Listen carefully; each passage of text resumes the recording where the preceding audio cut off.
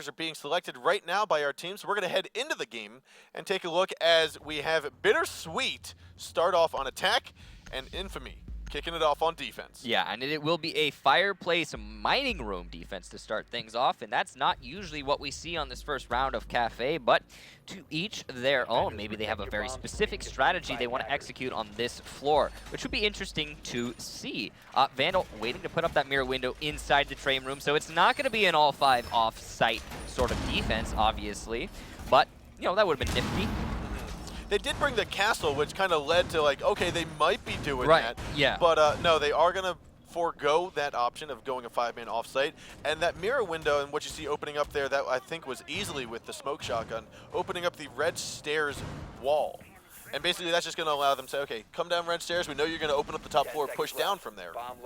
Right, and it's likely we won't see many players from the 1nfamy lineup on that defense inside of the bomb site itself or the train room.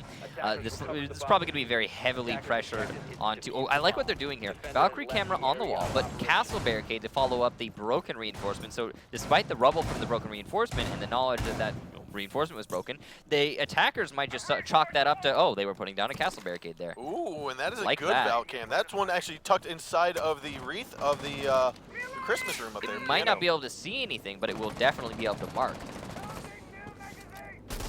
So we're gonna that's gotta be annoying when you constantly get marked and you don't know where that camera is. Yeah, yeah, no, that's gonna be like, oh, where the heck is this camera? We gotta find it so we can start moving forward in this round. But yeah, we are gonna be seeing. Damn, you know, I want to abbreviate, but I cannot abbreviate. We're gonna see BitterSweet. We're gonna see BitterSweet taking control of this rooftop on Kafe before they progress their way down into likely the red stairwell, and then later on the piano room. They have a sledge, no buck, to open up that floor. King Leo just finishing droning out the cigar lounge as we do have Dave moving in along with Sledge. That's going to be Thinking Nade making his debut in the starter lineup here for BitterSweet. Right, you are. And, ooh, I like this mirror window. We saw this used to great effect by Vitality, I believe it was, in the European Pro League in the previous week. And Panics, they got a 4K, I think, from here. Yeah, it's a great mirror window. It has been used to just fantastic effect in the past. It's going to get opened up early on, though, by that Hibana, and Vandal's going to be pushed off of it. You can see here, BitterSweet not having any of that nonsense. Now, we do have two 1nfamy members tucked away inside a cocktail lounge. Thinking Nade going to get both of them, as King Leo will fall to Nifty on the back of the white stairs. Now that is Thinking Nade coming out very strong, like you said, on his debut, and he will not get the third one as Beastly's there to take him out. Nifty's going to tag another kill there on Amos. A 3-on-2 now, with only 2 members left here from BitterSweet. So BitterSweet with a great start there, establishing control over the top floor, but some excellent refrags coming out from 1nfamy. Will now put it back into 1nfamy's favor. And there's not a lot of time here. BitterSweet spent a lot of it taking out, well, like I said, clearing the top floor. Oh, and not quite sure what Dave was doing. Might have had an itch on his nose or something. Nifty getting a 3K. Can he get the 4th one? He can get the 4th K, finishing off Trippin and Dave. What a 4K refragging job here from 1nfamy. Nifty. Yeah, good job to Nifty there, making that round happen for his team.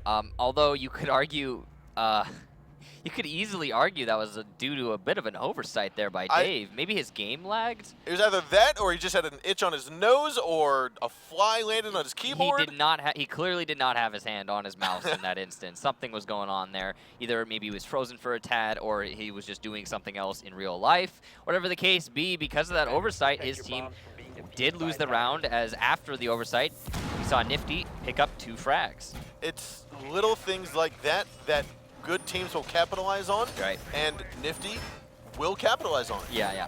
Locking out that round. Now, BitterSweet not going to defend the middle floor. He's going to opt to go up, or they are going to opt to go upstairs instead. And they're going to have interesting this. They have a echo being brought to the field rather than a smoke. Now, you could probably attribute that to the fact that they're going to have their echo playing on the A bomb. And he will still be able to disrupt any of the attackers coming through Cigar into the main bar, utilizing his drone. Whereas if you're playing a smoke on the A-bomb, he can toss the smoke canisters all the way across bar, but he also can only challenge with his holographic SMG-11. He doesn't have an ACOG available to him, so it's a difficult angle to play with him. as well as you're exposing yourself throwing those gas canisters. We are seeing the shotgun though come out from Echo. Yeah, and you need to have the shotguns on somebody, and you could arguably put it on the secondary of Mira.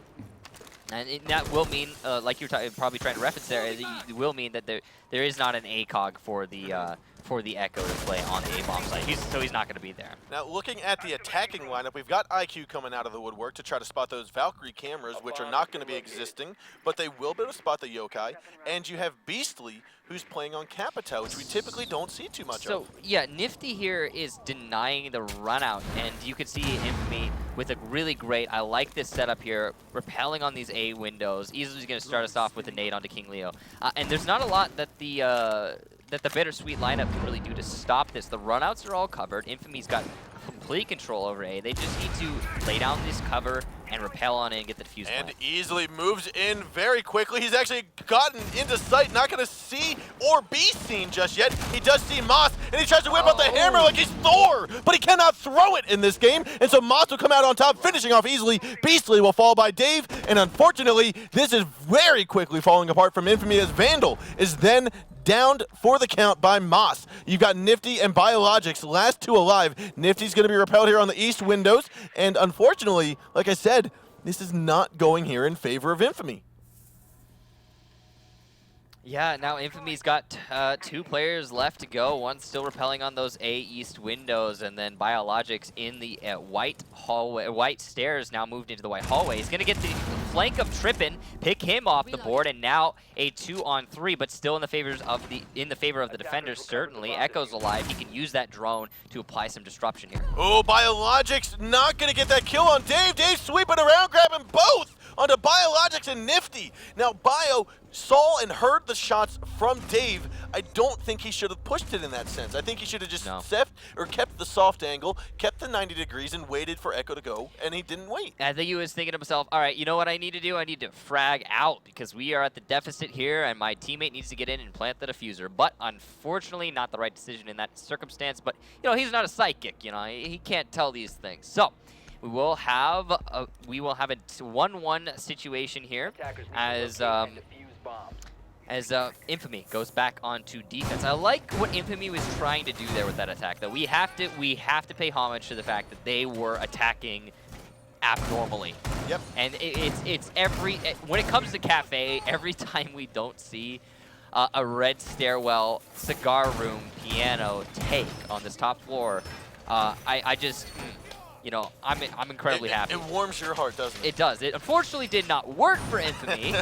They got a few oversights here and there, trying to toss the hammer for one, like you were talking about. It's not Thor, unfortunately. And then also just bad timing in general did result in Infamy losing that round. But it was a really nice attempt, and I hope they continue to try and make that work in the future because they can correct these mistakes. They can. They can. Like, none of those were foundational mistakes with that strategy. They were all missed shots.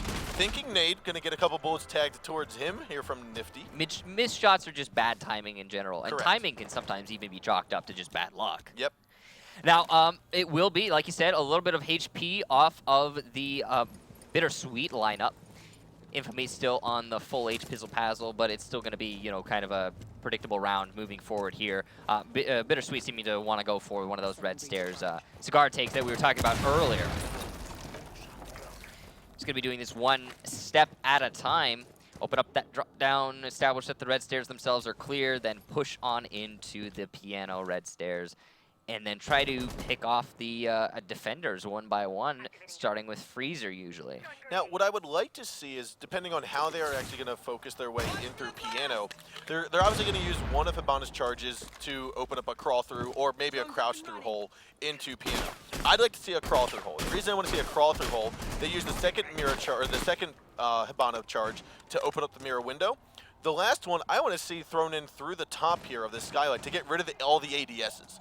That would allow them to have so much more utility with all of their flashbangs, their smokes, get them that plant down that they need going in from cigar into the bar. Well, lots of viable options there, but they still need the time to be able to make that happen. And with only half of the round left to go and no initial kills onto the defenders, they still have a lot to work with. Plus, they have a double mirror setup here. There's a mirror inside of the mirror window, that is, and a mirror inside of the bathroom, and then a secondary Mira all the way back. We can see easily playing at the A bomb site. And Nifty is roaming around downstairs on the second floor red carpet. He's going to be trying to challenge Moss, who I believe may have droned him out already, and will be just a couple shots going in towards him, and he will be taken out as a few missed shots will not land onto Moss. There he goes, gets the reload down, finishes off Nifty, as we have Thinking Nade taking out Vandal, but Biologic started off the round, getting that shot down onto, I believe that was Trippin. Looks as though we will have King Leo swing on up top with a headshot there onto Easily. He's made his way into the bar. Gonna look on over to Cocktail where we've got Beastly. Swings on up, misses his target. Beastly now knows he's there, goes for another shot onto the windows. And Beastly still surviving this little engagement. Then we do a Biologics on the stairs. It looks as though he will be taken out, as we also have King Leo finishing off Beastly. So BitterSweet looking very strong in that attack, and they simply collapsed in through each of the respective lanes into that bomb site. And not much of a challenge really coming out from 1nfamy, and I don't mean that in the literal, like they're not standing up to BitterSweet. I mean literally they were not challenging the angles that they need to be holding in order to deny just a simple full control for the attackers. The Skylight wasn't really being challenged. You could see that Bandit playing really passively on the A-bomb site. Cigar Door not being challenged. I mean, it was just, it feels like they were trying to rely too heavily on their mirror windows, and that did end up resulting in just a simple push in through those where there's no mirror windows for BitterSweet, putting them on top there. Now BitterSweet 2-1, going to be going back downstairs for their defense option. Looks as though we are going to see a little bit of a similar setup. When I say similar, I mean we've got the, what is that, the north wall of A opened up from where 1nfamy tried holding earlier. Right. And however, we are going to see what looks to be almost a 5-man offsite, potentially. Could be. That mirror window on the red hallway leads me to believe it will be a 5-man offsite. However, it's still a risky thing. Yeah, okay. Castle Barricade going down to the main hallway. That's going to be 11 melee to allow. So I like that mirror window. Yeah, so it takes 12 melees to break Castle Barricade. If you 11 melee it as a defender, the attackers don't necessarily know that, which means you can open it whenever you want, and it still blocks bullets. These two mirror windows are going to allow the BitterSweet defense to hold the sites without actually being inside of, well, the sites. So this is the full 5-man off of the bomb site defense, and we don't see these a lot. So this is going to be really intriguing whether or not this actually works for BitterSweet. Moss is kind of put into a vulnerable position right here. He's going to be droned out by Nifty, and actually might be wallbang there. Nifty sees him. He didn't take too much of a look, but that will force Moss to relocate. I wouldn't be surprised if Nifty goes here for a shot through the door, but maybe he didn't see him. Maybe he totally missed it. But Vandal is going to be on top of the vent unit, on top of the roof. Might be trying to quick drop into the Skylight.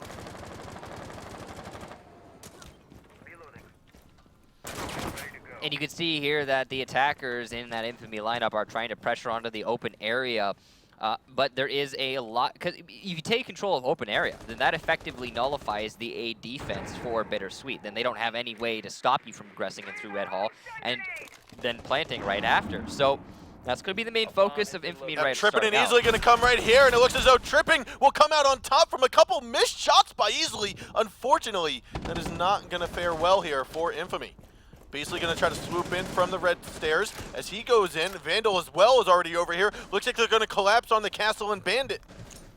Flashbang's going to come out. That's going to be the benefit of that new gadget here. Vandal swooping on in, and it looks like he'll be taken out by King Leo, or King Leo will be taking him out. Vandal with a drop shot. He gets traded back by Moss, and however, Tripping will fall by Biologics. Thinking Nade pulls out that Vector to take off the head there of Beastly. A 2-on-2, 2-on-3 now. Moss still up top. This is an interesting shift from 1nfamy. They were originally applying a lot of pressure to that open area, and then they were like, okay, let's take control of Piano. Now the problem is even though they have control over Piano, that really doesn't afford them much of anything in this attack, because guess what Piano is above? It's above the site. And guess who's in the site? Nobody. No one. And if you drop in, you're still exposing yourself to those holds from outside of the bomb site. So this was, honestly, they're falling into the trap here of BitterSweet. And on top of that, Moss still has the potential to move in forward. He's going to tag one, spots Nifty, but doesn't get his gun up in time, and we will see a trade instantly happen. Nifty's going to go a 1-on-2 against Dave and Thinking Nate. He's got 10 seconds left to go. Thinking Nate going to collapse on over, and I don't think he saw Nifty scoot into the site. So he could get this plant down, but again, that is an 11-hit castle barricade, so all Nate has to do is just hear it. They're going to swing on over, actually just tip on it. Dave doesn't even see him, and we are going to have the defenders try to get this win, as we have, I believe that was a pop-up. He stood up. I mean, it wouldn't have mattered, to be honest. I mean, the defenders would have seen him before he got the fuser plant. I don't know, Dave kind of was blind there. He didn't have eyes on the back of his head. He did eventually see him right after he got off of his diffuser. But, you know, there's no real reason to die there. May as well just hop on off and end the round. Maybe he could have, and maybe he was like looking at the timer, he saw the 1 second tick, and he's like, I can kill them in 1 second. Let's go. Let's go, dude. I believe. But now it is 3-1 in favor of the old BitterSweet GG. And they are looking pretty dominant here on Kafe. And meanwhile, 1nfamy, they are going to go back downstairs. This is their second time, I believe, trying to make this defense work. The first time was unsuccessful, if I recall. But correct. They are going to try again, as it were. BitterSweet, just overall feeling very dominant right now. I think so, and it looks as though, kind of like we talked about before, they're feeling very fluid. We see these teams not as, I want to call it, unstructured as I was sort of anticipating. We are seeing a little bit, some missed shots and stuff. But when you say unstructured, I mean, again, there's a couple mistakes happening, but that, again, that's forgivable. These teams do not have as much experience as we've seen a lot of other teams in the Pro League. And, you know, I can attest at the beginning of the Pro League, way back at the start, that, in fact, we were probably way worse than these guys are performing yes, right now. There were so many more mistakes happening back then. And to see these guys playing at the level that they're playing at after not having as much experience as those other guys is yeah, it's impressive. I mean, you have to afford them a lot of credit for that. So, you know, all that aside, great match already starting out between these two squads. As despite the fact that BitterSweet are leading right now, 1nfamy are putting up a heck of a fight, and I really like some of the variations in strategy they've been applying. Moss took a couple bullets when he hopped on top of his vent unit by Biologics. Biologics is like, all right, I got to scoot on out of here, and Moss is like, okay, I'm going to just take your head off then, and just finished him as he tried to run away towards Cocktail. Yeah, and see, him being in that position in this late in the round is the sort of thing that we're talking about when it comes to little mistakes. Yeah, you could argue for a big mistake, as it did cost an entire player for the defending squad. But there's the refrag coming out from Beastly downstairs onto Moss, as Moss attempts to drop down the skylight. And now this is what you were talking about before with challenging these angles. You saw Bio try to challenge Moss at first. He had to fall back, but then we had that trade by, I believe, that was easily downstairs. Right. Or Beastly, sorry. Yeah, Beastly coming out from the reading room and really just like, okay, they're going to drop down Skylight. I mean, we know that's going to happen. Vandal, meanwhile, still playing upstairs all the way back at what would be the A corner, picking off King Leo, and then later tripping. A nice double kill there by Vandal. There's only 2 attackers left here for BitterSweet. 1nfamy putting themselves in a great position here. Now, Nifty is going to go for the shots there to Dave as he peeks on around. Dave had 2 angles to watch. The close corner of that white stairs, and as well as the white stairs themselves. Yeah, just an overall, an all over the place attack coming out from BitterSweet, kind of challenging all the angles seemingly independently, and that is going to now put Thinking Nate as the very last attacker. He is going to take out Vandal, so a little bit of vengeance there, but he's still got to contest Beastly, who's getting very aggressive, and Beastly will, standing on top of that table, will finish off Thinking Nate to end the round. I wouldn't have expected someone down there. I would have said, hey, let me pick up this diffuser that was dropped earlier and try to go for the plant. Yeah, so that's an example of really good aggression coming out from Beastly, and then you don't see that from a lot of teams. More often than not, you'd have much more calculated passive play coming out from both squads at this level of play. And seeing Beastly get that aggressive onto the skylight angle, and then later vaulting up onto that table, really just emphasizes the fact that he's like, yeah, I can win this. Let's go. Yep, I'm ready. And now 3-2. Despite 1nfamy winning that last round, they are still at the deficit.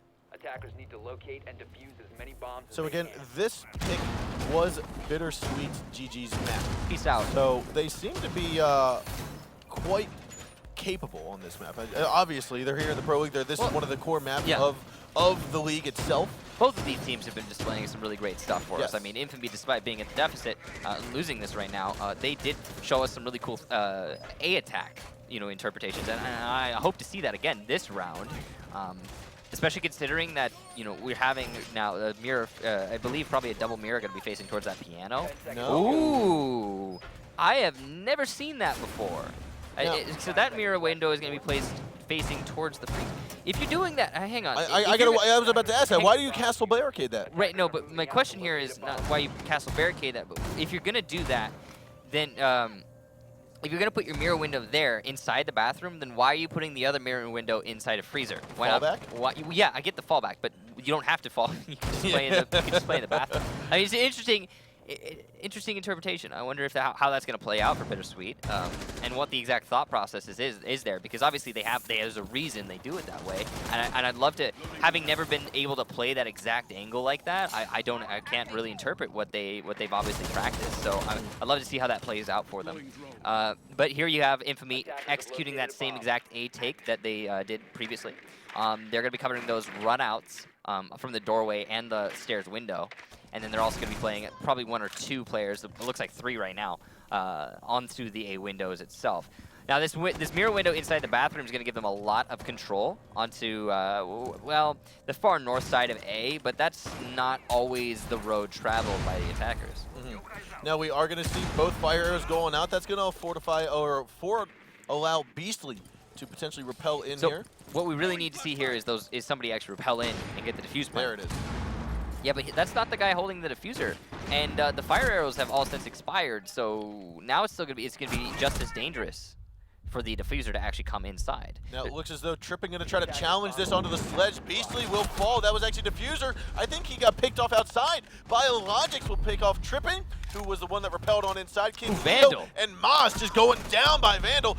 And instantly, this round is over before we can even see half the kills that happened. Nifty tagging onto 1 and easily finishing off the last round. What a great collapse there from Infamy. They really distracted the defenders with saying, hey guys, we're on the A window, come over here. And then we got guys coming up from white stairs. We got guys coming up from red stairs. That great flank from Vandal coming into the cigar room off of red stairs, got that double kill to really open things up for his team.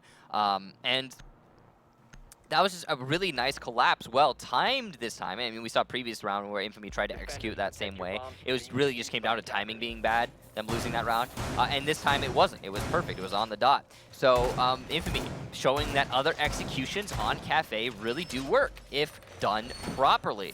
And I really like that they're displaying that for us here today. I mean, we talked about it right after it happened the first time, was that there was nothing foundationally wrong with the strategy they were trying to execute. It was just a little bit of poor gunfight and poor timing. Yeah. You called it right there that they had a lot better timing, and that just turned everything into their favor. Right you are. And now, Infamy going to be going back upstairs for the defense. Now you notice these reinforcements on the freezer wall are going to be facing the wrong way. And that means that Vandal is likely not trying to put his second mirror window there. He's going to reinforce this secondary wall in the bathroom, which is probably where that mirror window is going to end up finding itself. Okay, I saw him putting down something. Wasn't sure if that was going to be another reinforcement or the window for a second. But he does have the one window left. We already see one on the east end of that freezer. Yeah, this mirror window that that we're seeing on the east end of the freezer is first shown to us in the Pro League. Nice kill there by King Leo onto easily.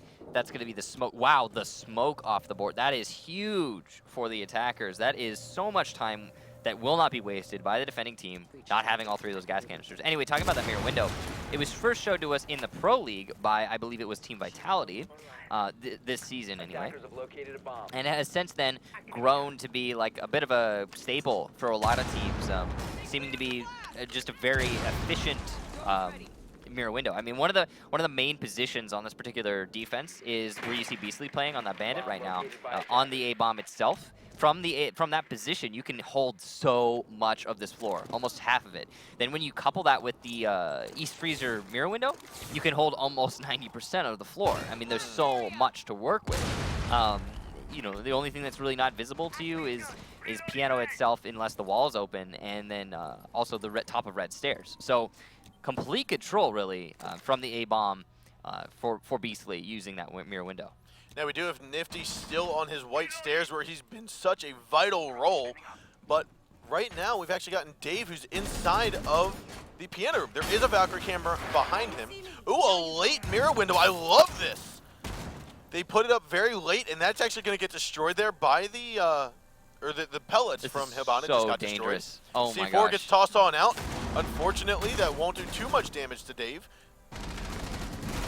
However, that will. Vandal peeking on out of the own mirror window to take out the Blackbeard. Great bait there by Nifty. Good teamwork between Nifty and Vandal. Meanwhile, King Leo is going to take out Biologics and Vandal. Wow, what a push. He's gotten all the way back in here. Moss as well will take out Nifty, and King Leo dragging a third kill down as he finishes off Beastly, but not before Nade was taken out of commission. So we were all distracted with that engagement in the piano room itself, and meanwhile King Leo was just kind of like, hey, you know what I'm going to do? I'm going to waltz on through the cigar door, and there was nobody in a position to cover that. You saw, we talked about this earlier, when your player on the A bomb plays super safe, and he can't do that.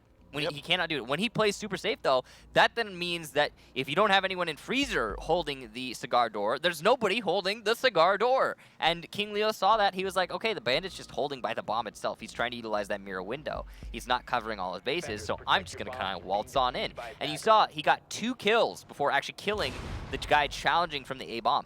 A-Bomb's job is to hold that cigar door, and he just failed in his job. So especially when there's no pressure being exerted onto the windows of A-Bomb, you really have no reason to not play aggressive. And you know, again, it just comes down to him. He's too focused on his mirror window. So giving all those options to your A-Bomb player is great, but if he just focuses too much on the mirror and he doesn't actually try to cover all of his bases, then it's going to result in a loss. Plus, they didn't have any C4 people from underneath ready to do that.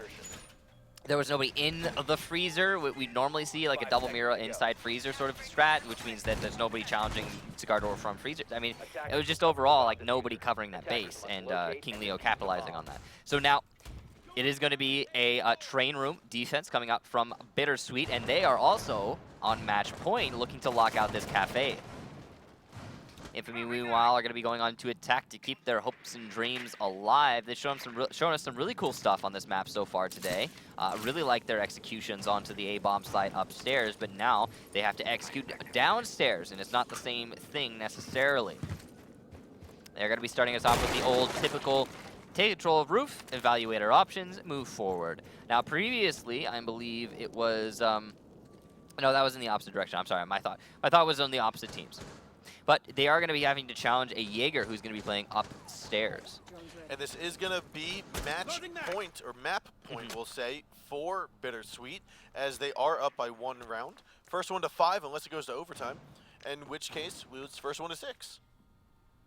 1nfamy, if they secure this, we will head into overtime. However, Vandal right now is actually sitting pretty nicely. He's secured the Pixel Peak, which is where Trippin wants to get back to.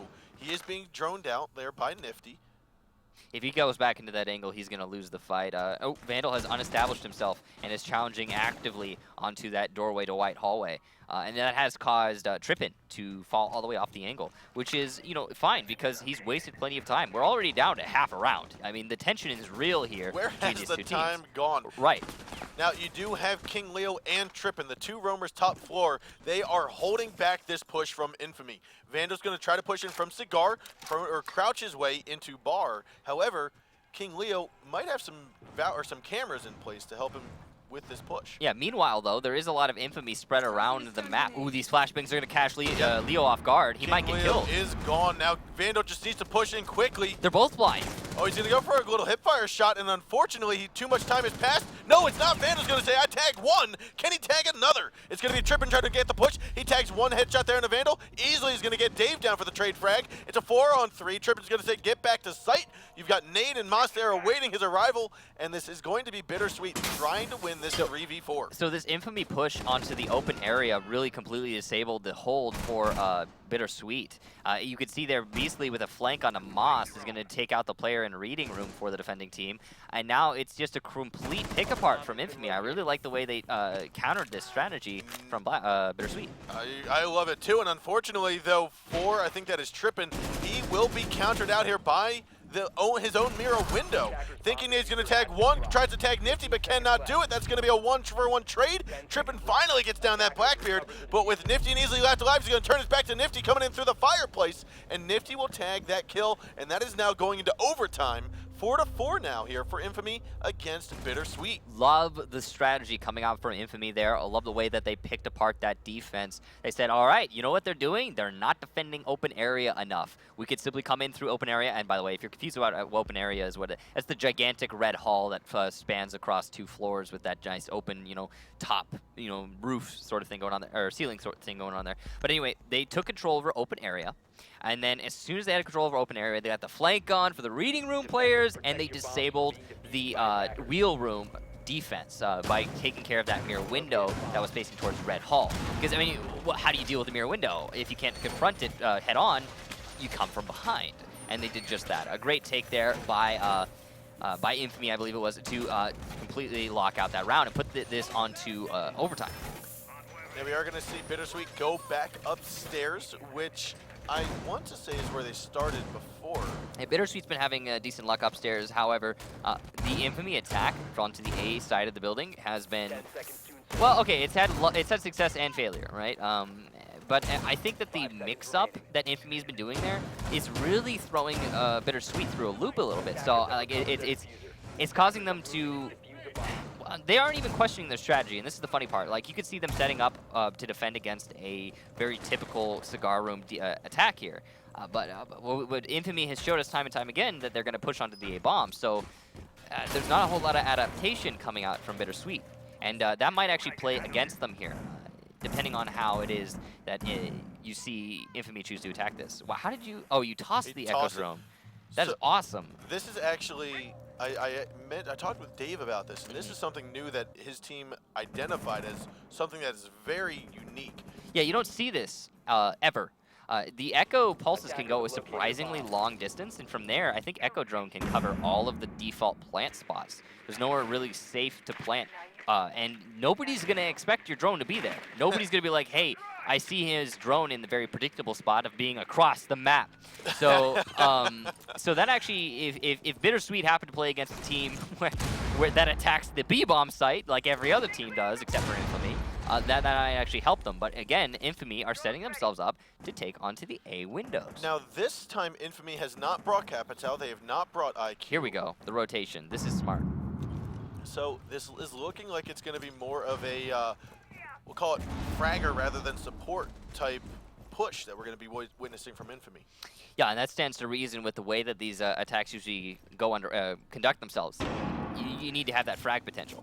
Now Nifty is hanging upside down, here it waiting is. for Moss to push out. This is going to be that quick plant. You were just talking about it here. They need to get in, get this quick plant down easily. Oh, the Echo Drone. But there's the Echo Drone. It actually got up in time. Vandal stopped the plant easily, though. Will try again. Vandal Biologic can take out Dave and Moss. And we have Vandal pushing in for another, but he will be down for the count. Now a 4-on-3. Shotgun coming out from Nate, going to finish off the downed Vandal. And it looks as though the plant did get down successfully. King Leo going to pick one up on the easily. 3-on-3 now. Trippin's going to move on forward. Beastly going to try to tag a kill. Trippin knows he has to push out. He gets one. And the C4, no more Claymore. He's not going to go back into the tower, or by garage. A 3-on-2 now. Biologics come sweeping around. He will finish off Nade as Leo picks off the kill on the Nifty. Last man alive is going to be Biologics. They know he's in sight by Cocktail, but he cannot get it in time. And last man is going to be Trippin. Now he is downstairs, coming up the white stairs. And we will see this very quick angle by Biologics. He's going to sweep in. Miss the kill, but there is not enough time. And unfortunately, such a nice try. No, he can't get it. He cannot get it. No. Unfortunately here for BitterSweet. A little bittersweet ending to that end. Yeah, no, a BitterSweet did really put up a fight. It seemed like it was definitively in an 1nfamy round, but nice take from 1nfamy all the same, despite, nice retake by BitterSweet all the same, despite losing that round. So 1nfamy finally getting that plant down very early, like we've been suggesting and saying they need to get done, get the person into the window with that diffuser, plant it down, get the cover. Yep. And see, every other round they've just gone for frags. They've just been like, hey, let's just go on ingress into the site and try to kill everybody. And it's worked for them once, not the other time. And this time, like you said, just, hey, they're not trying to stop this. Let's just play it. Why not, right? The only thing that was coming out from BitterSweet was a Echo Drone to stop that defuse plan. And while that does work, to some extent, it doesn't stop the plant as long as smoke grenades or as long as gas grenades.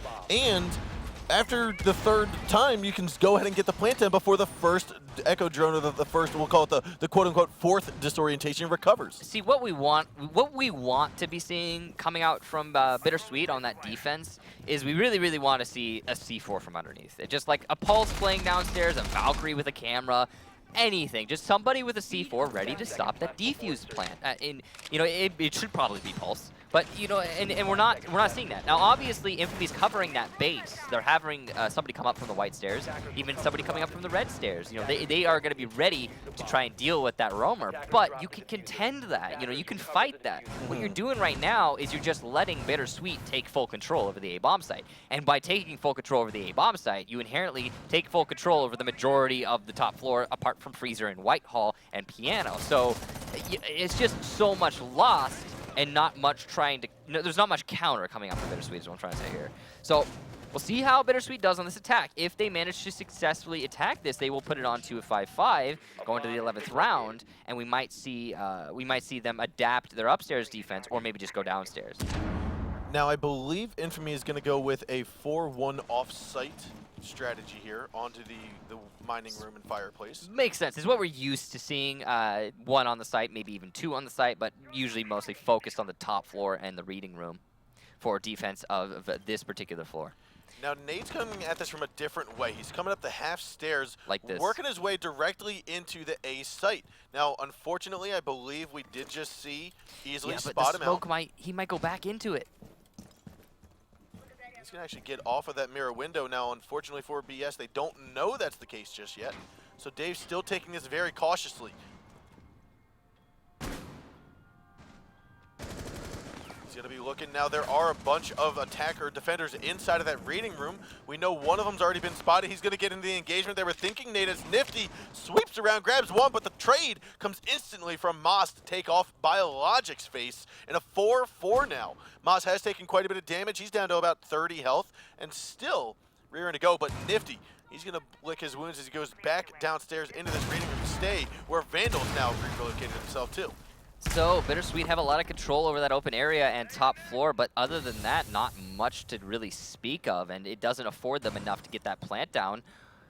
At the same time, Infamy is going to have trouble retaking this. Oh, the diffuser's on the top floor right now. They've actually, yeah, so the attackers, BS, have actually controlled top floor.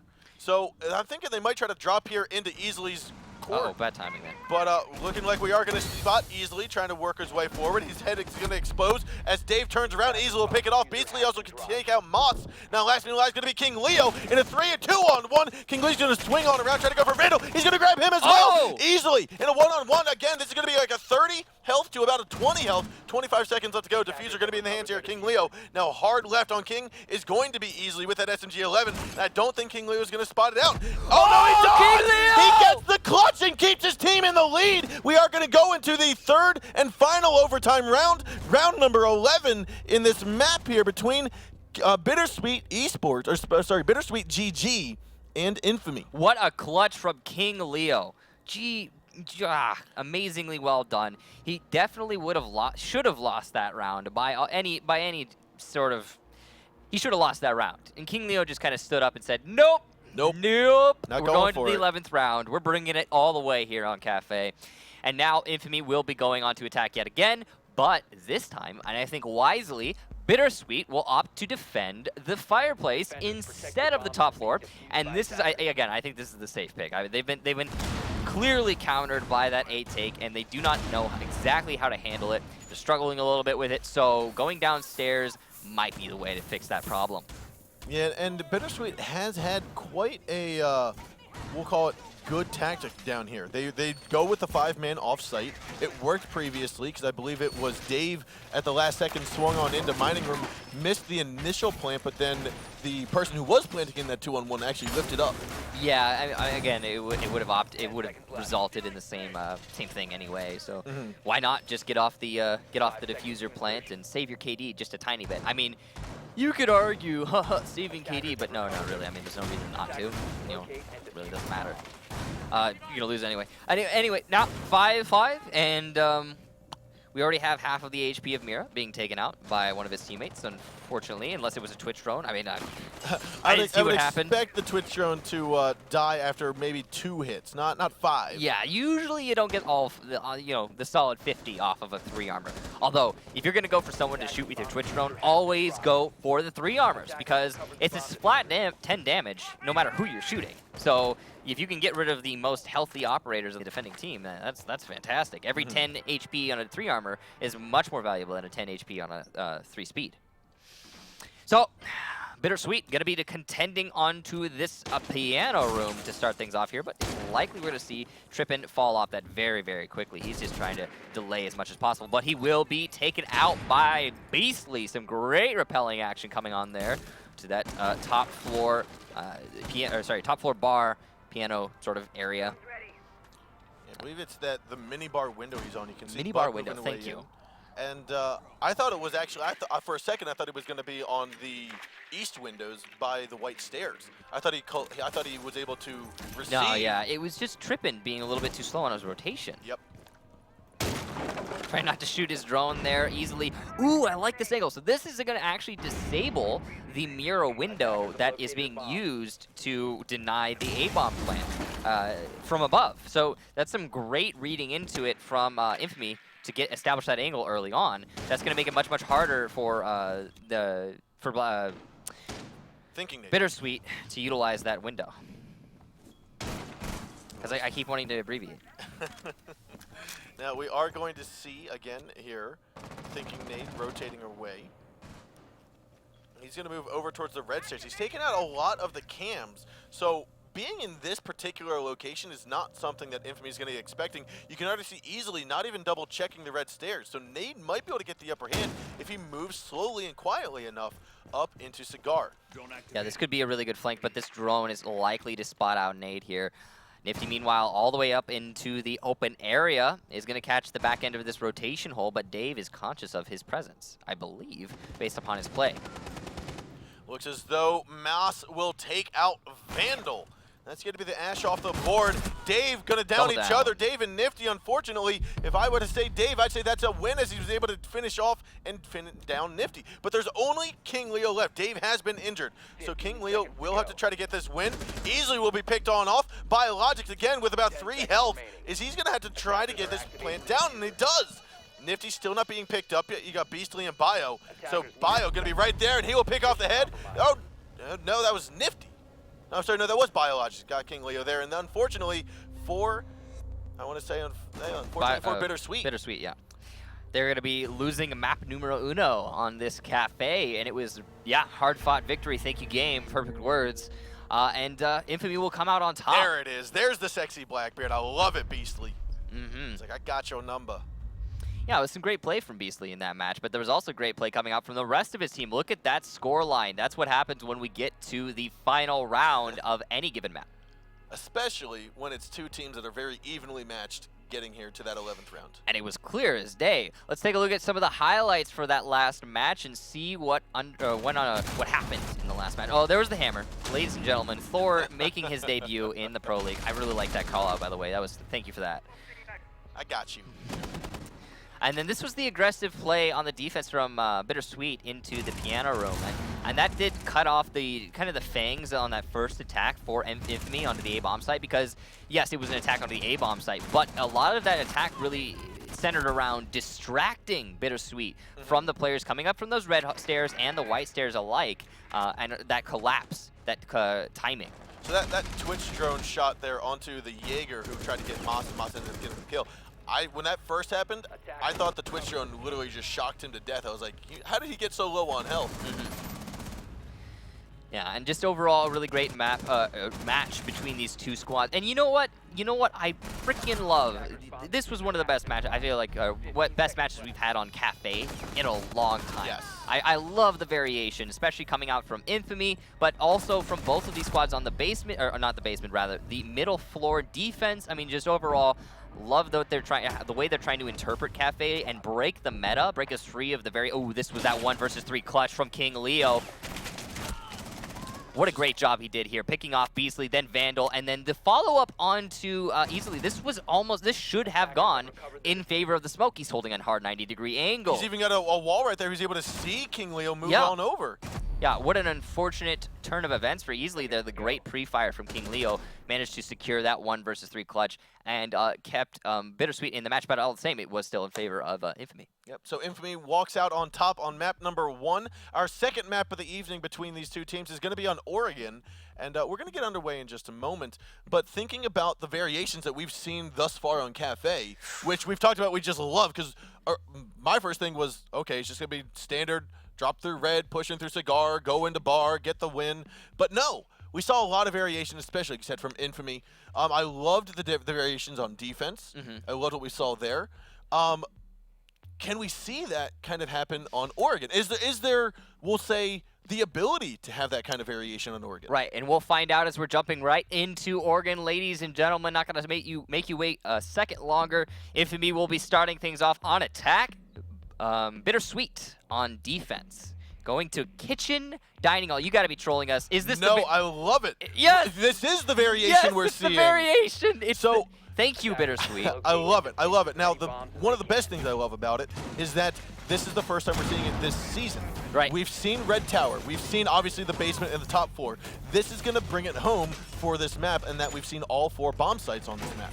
Yeah, and the thing about kitchen, okay, is that it is, in theory, viable. There are ways to hold this, and we just haven't seen it really done.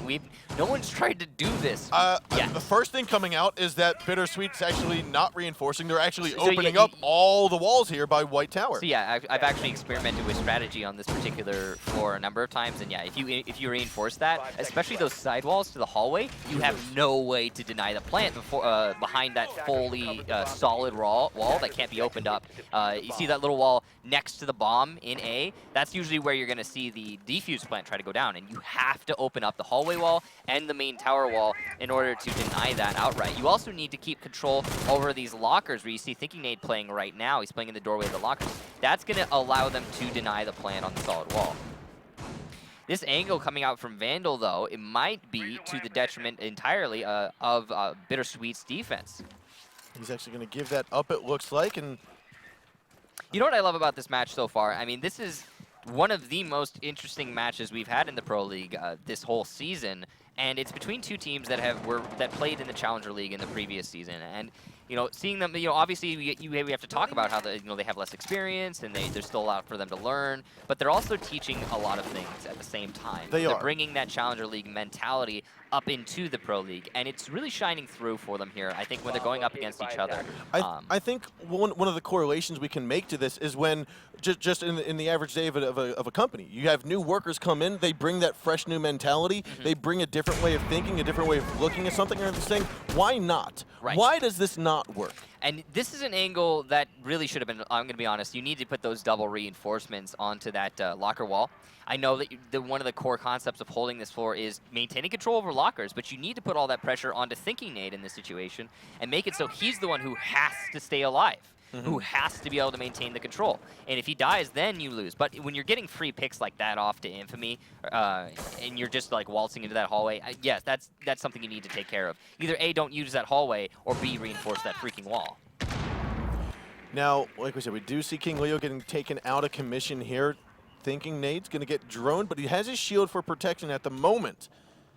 Yeah, and again, Thinking Nade has to stay alive in this spot. I've talked about it before, but if he dies, then it's so easy for 1nfamy to simply open up that wall and plant behind the solid wall that cannot be breached by the defenders. And the reason this is so significant is because it has that cross rotation covered from the kitchen. Like you're able to look into dining without being overexposed in the hallway. Oh, this play. It's going to get read by Beastly, but Beastly's got to be low on ammo right now. Rippin tagging a double kill down with Biologics and easily shotgun at the tip of the barrel there. Now Nifty and Beastly last two alive here. There's a diffuser down on Trippin. What a great double kill by him, but more importantly, 25 seconds left to go, and he has full control now. Thinking Nade's going to take a couple of the shots in the rear and then tag around and finish off Beastly. Last minute alive is going to be Nifty. Now he has shown that he's capable of getting clutches before. He's going to try to go one. He gets one kill. He's got 3 more to go, but the drop shot from Moss inside of the doorway from Dining will end this and call it a very successful defensive hold. Ladies and gentlemen, the first time this season especially, but I think in general, well, I mean, we've seen it before in previous years, but in this year, I think that's the first time we are seeing a kitchen defense on Oregon, and it was, as you said, successful. A very impressive play there coming out from BitterSweet. I like the way they handled that. I also like the way that 1nfamy was trying to play against it. They clearly read into the fact that BitterSweet had a really good strategy set up to defend against the junk tower hold, and they tried to come from behind. But I feel like that might have been the wrong read. I feel, despite the fact that there was a lot of utility and players just man count in general from BitterSweet established to hold that junk tower push, it's still your best bet. It's, you know, opening up the junk tower, getting the fusion plant there is still your best bet. So. The fact that they tried to come from behind, I mean, that just kind of got a little bit jumbled up in the meeting hall and picked apart one by one. And especially on them when they made the push into the site, there was a smoke ready to receive them with a shotgun. That's the end of the story. Now, 1nfamy going to be going on to their defense, and they're going to go for a little bit more of a very standard basement hold. BitterSweet GG, meanwhile, going to be thrust back on to attack for the first time on this map. We are seeing, like I said, a rotation hold from the red tower back into attic. Again, I'm not quite sure how viable that's going to be. Let's see where we're going to see BitterSweet begin their attack. It looks as though King Leo is going to be the only one out in construction, which to me leads they're going to push in through the main lobby as typically done. Right. They're actually quite spread out. You had 2 spawn out by Junkyard, 2 in the front street, and King Leo was the one in the back. So they could just be doing just a standard sweep of the top 4, clearing out all roamers. There currently is only 1 at the moment. That's going to be Biologics, rotating back and forth, I believe, through kitchen and meeting hall. And now he's back in red tower, all the way back down on site now. And you can see that BitterSweet here, they have done a very, very standard take here. Cleared out the west side, no roamers, no meeting halls next, and then, okay, now we can start working on the site. And as very clearly displayed here, there are all 5 of the defenders from 1nfamy sitting on the site right now. No roaming whatsoever. Nice and safe and snug here.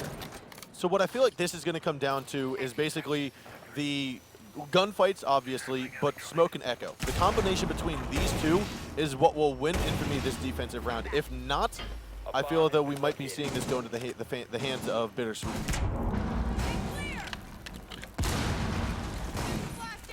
And you can see here BitterSweet just opening up, picking apart this defensive hold layer by layer by layer. Very standard here onto the main lobby. There's going to be an echo drone, however, and still smoke canisters to stop the actual diffuser plant. Oh, the EMP is going to disable the echo drone for a moment, and Tripp is going to go for it. Now, there are gas grenades to try to stop this, but easily doesn't recognize it. The window has been opened up, and so the C4 is going to come out, but it will stop the plant down. A very well-timed C4 toss. Now, Biologic's going to get mossed down with that 416. That looked like it might have been from Kitchen. So that's a good one. Gas grenade and disorientation is going to force Thinking Nade out of commission. He's going to go back up the stairs, where Dave's also looking, but Biologic's coming out for the flank. He's about to give a little butt tap there to Dave, and he does successfully. He's going to look on down the main stairs. Thinking Nade's going to grab that trade, though. There's 2 members left from the attacking squad here on BitterSweet. You've got Thinking Nade and King Leo. Yeah, now they have to climb a mountain here. Certainly 2 versus 4, 45 seconds left to go. They have the time, but they're going to be spotted out. Easily is going to be taken down by the smoke canisters, and now it's all down to King Leo. He's going to tag that 1 kill into Beastly. He's got 3 more to go with that SMG-11. 17 bullets in that mag. I don't think he's going to do the trick. The Bearing 9 play. He comes swinging out. Thor with the hammer again, but it downs him, but doesn't get the kill. And Vandal will come out on top. That's the Echo 3 armor, trying to shove it to Sledge. Now Thor making his re-emergence here and trying to clutch out that round. It's reinforced, dude. It's reinforced. You're not going to get through that. I think he was trying to clear out the barbed wire, though. I think he was, too, which is exactly the same thing he was trying to do there on Kafe, trying to get the barbed wire underneath of the skylight, and then he's like, hey, you got people to shoot at, dude. There's there's targets. I mean, it kind of reminds me of the times where we see the spectator hiccup, we'll call it, where you've got him, or you've got impact grenades being shot out of someone's arm, or you've got the ADS being held by Jaeger that are just constantly shooting the bullets. Like, I want to see Sledge like throw hammers. Wouldn't that be awesome, though? Okay, Sledge buff idea. Not that he needs one, but if he wants to, he could just hurl his hammer, and it goes through 2 walls and can kill anyone in its path. 2 unreinforced walls, that is. and he can't use his hammer after that. He doesn't need a buff. Don't take me up on that, but that would be awesome, though. I'd say take away all the rest of his weapons. Okay, yeah, so no SMG-11, only the pistol, no nades, give him, I don't know, give him recharges or like a claymore, recharges and claymore, no nades at all, and then let him throw his hammer. So we just nerf from everywhere else, and then let him throw his hammer. Oh, man. All right, now, BitterSweet, they're going to be going on to the defense of the basement after successfully, very impressively, by the way, successfully defending that kitchen, which... Thank you, by the way, BitterSweet. When you're reviewing this VOD, thank you for that. 1nfamy, meanwhile, are going to be going back onto attack, and they are going to be addressing this basement defense in probably a very predictable way. We're likely to see either a tower construction take, which is probably not going to happen based upon their spawns, more likely just a main lobby take, which is what we see so often. I mean, it's what we saw last round. Now we are, again, coming at a BitterSweet. We are going to see that Echo and Smoke play. They're both going to be downstairs. And again, those are the two, I'd say the two most important operators to have if you're going to be holding the downstairs site. Reason being, you don't necessarily need that mirror window if you have the Echo to give you that eyesight. Attackers recovered the diffuser. Yeah, you can see here that BitterSweet, they have a lot of control here. They're very much playing aggressive into the meeting hall and tower. But Trippin, in very common Trippin fashion, you notice the way that he roams more often than not is he just falls off the angle. He doesn't try to contest. He's not really into that. He wastes as much time as possible. He makes his presence known, and then he runs away. And the benefit to that is that King Leo can then navigate around, and he's able to be undetected. So right now, last I saw, he was in showers, undetected, not being droned at it whatsoever. Having a roamer on the west side of the building is very good for the defenders. The fact that 1nfamy have opted to go for this tower construction take now, shifting off of the very normal main lobby take, it means that, yeah, again, there's that west lobby, or that west building in general presence going to be coming out. And moving forward in this round, that's going to be extremely useful. It really comes down to timing, though. If King Leo doesn't get off a good flank in timing-wise, then it's not going to matter. And the timing, the information that he's getting from his team is going to be indicating what the timing is, when is the correct time to push. He's going to say, okay, this team's going to say, there's 3 people pushing back, time to go for your push now. It could come down to time. You already see King Leo trying to move in from kitchen. He might be getting Dave from behind. Looks as though Vanda's going to tag the first kill of the round there on a thinking nade. Disorientation is going to come on out in the box. Biologics is going to be tagged. And we also are going to see Ash. Now Trippin comes swinging around, grabs Trippin. 2. King Leo now has his Q. It's saying, let's time to go. Easley's going to drop inside a box. Moss tags the 1 kill. Another one going to come out from Beastly inside of the hallway. Trippin takes a 3rd kill. Last man alive is going to be Nifty. And Nifty will take out the King Leo roam. But right there, he sees his head right there, tags it. That's going to be a 4K from Trippin on this round number 3, giving it to BitterSweet. Fabulous job. Well played to Trippin. Yeah, that was his round through and through. That aggressive play, taking off 2 of the attackers just as they were poising to push into the site. They were like, all right, we're going. And then Trippin's like, nope, pushes out, gets the double kill right as it was about to happen, and then even follows that up with another onto Blackbeard and Thatcher. Great round to him. This game between these two teams has constantly come down to timing. If timing is on your side, if the Sandman is on your side, you will win these rounds. And we are seeing that time in, time out for each of these teams. That is so abnormal. Let me just say, that is not usually what it comes down to for these teams. Timing is an important factor across the board, no matter who's playing, yes. But usually it doesn't come down to timing. Usually that's the factor that is, so concrete that it's not really, it doesn't move, it doesn't shift for a lot of these teams. And to see this different variation for these two teams is really quite interesting. I like... And when we talk about timing, it's not the rounds going down to 10 seconds and everyone has to push. No. We're talking about together. The pushes. Yeah. We're talking about when to engage in combat. The timing of that, navigating and engaging in combat correctly and in accordance with the rest of your team, that is the timing we're referring to. Yeah, you could also chalk it up to synergy, but I think it really is in a lot of these cases just the IGL for each of these respective teams going go, and then everyone actually going. Now, all the same, we are seeing BitterSweet up 2-1 onto Infamy. Now, this if this map is won by BitterSweet, then we will move to map numero 3. If it is the case that Infamy managed to lock it out, managed to get that comeback, although it's not much of a comeback given that it's 2-1 right now. If they do get that comeback, then it will be a 2-0 lockout. And we will see BitterSweet take the 4th seed, I believe it is, in this group stage. And Infamy will move on to the next match. But it could go either way still. Both these teams really getting it down to the all the way down to the bone, honestly. It's a very close match. Wow, that is... Whoo! Very risky move by King Leo. The pre-fire just came out from easily. Oh, and a good toss, though. That's going to down Biologics as he just got out of the B site. That easily is going to move on over, but it looks like the Biologics will fall and get picked up by Vandal inside of the kitchen. So still plenty of time here for...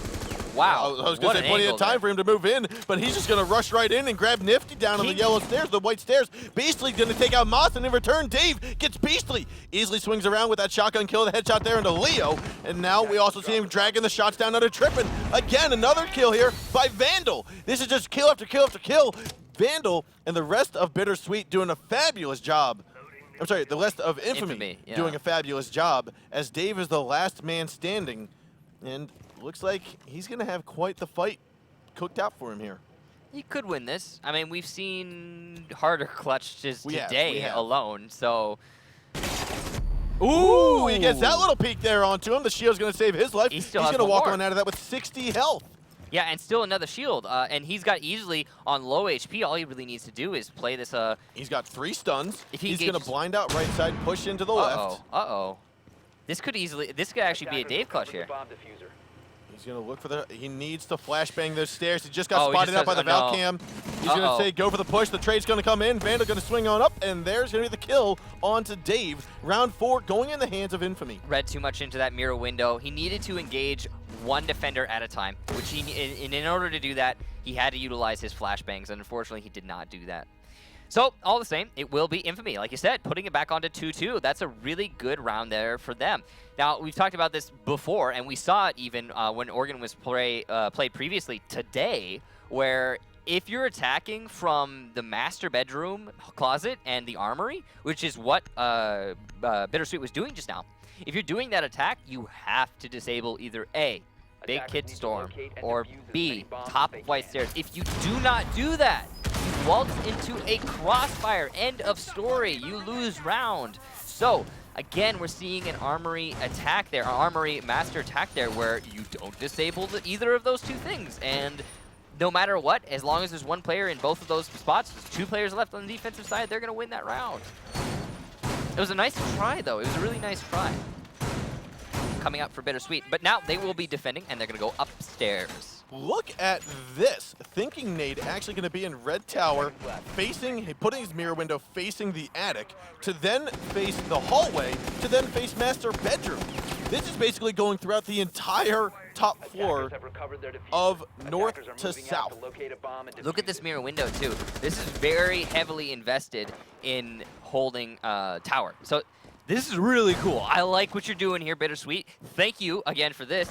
But the thing is, though, is if we see Infamy read into it and just kind of go tower, then that'll play really heavily against them. BitterSweet's doing a lot of, I want to call them pocket strats, but no, they're just if your entire different strategy is pocket strats, then they are your strategies. They aren't pocket strats. Right, and they're really cool things to be coming out from BitterSweet. Yes. But again, overall, if Infamy read into tower and just go tower, then this forfeits a lot of control for BitterSweet.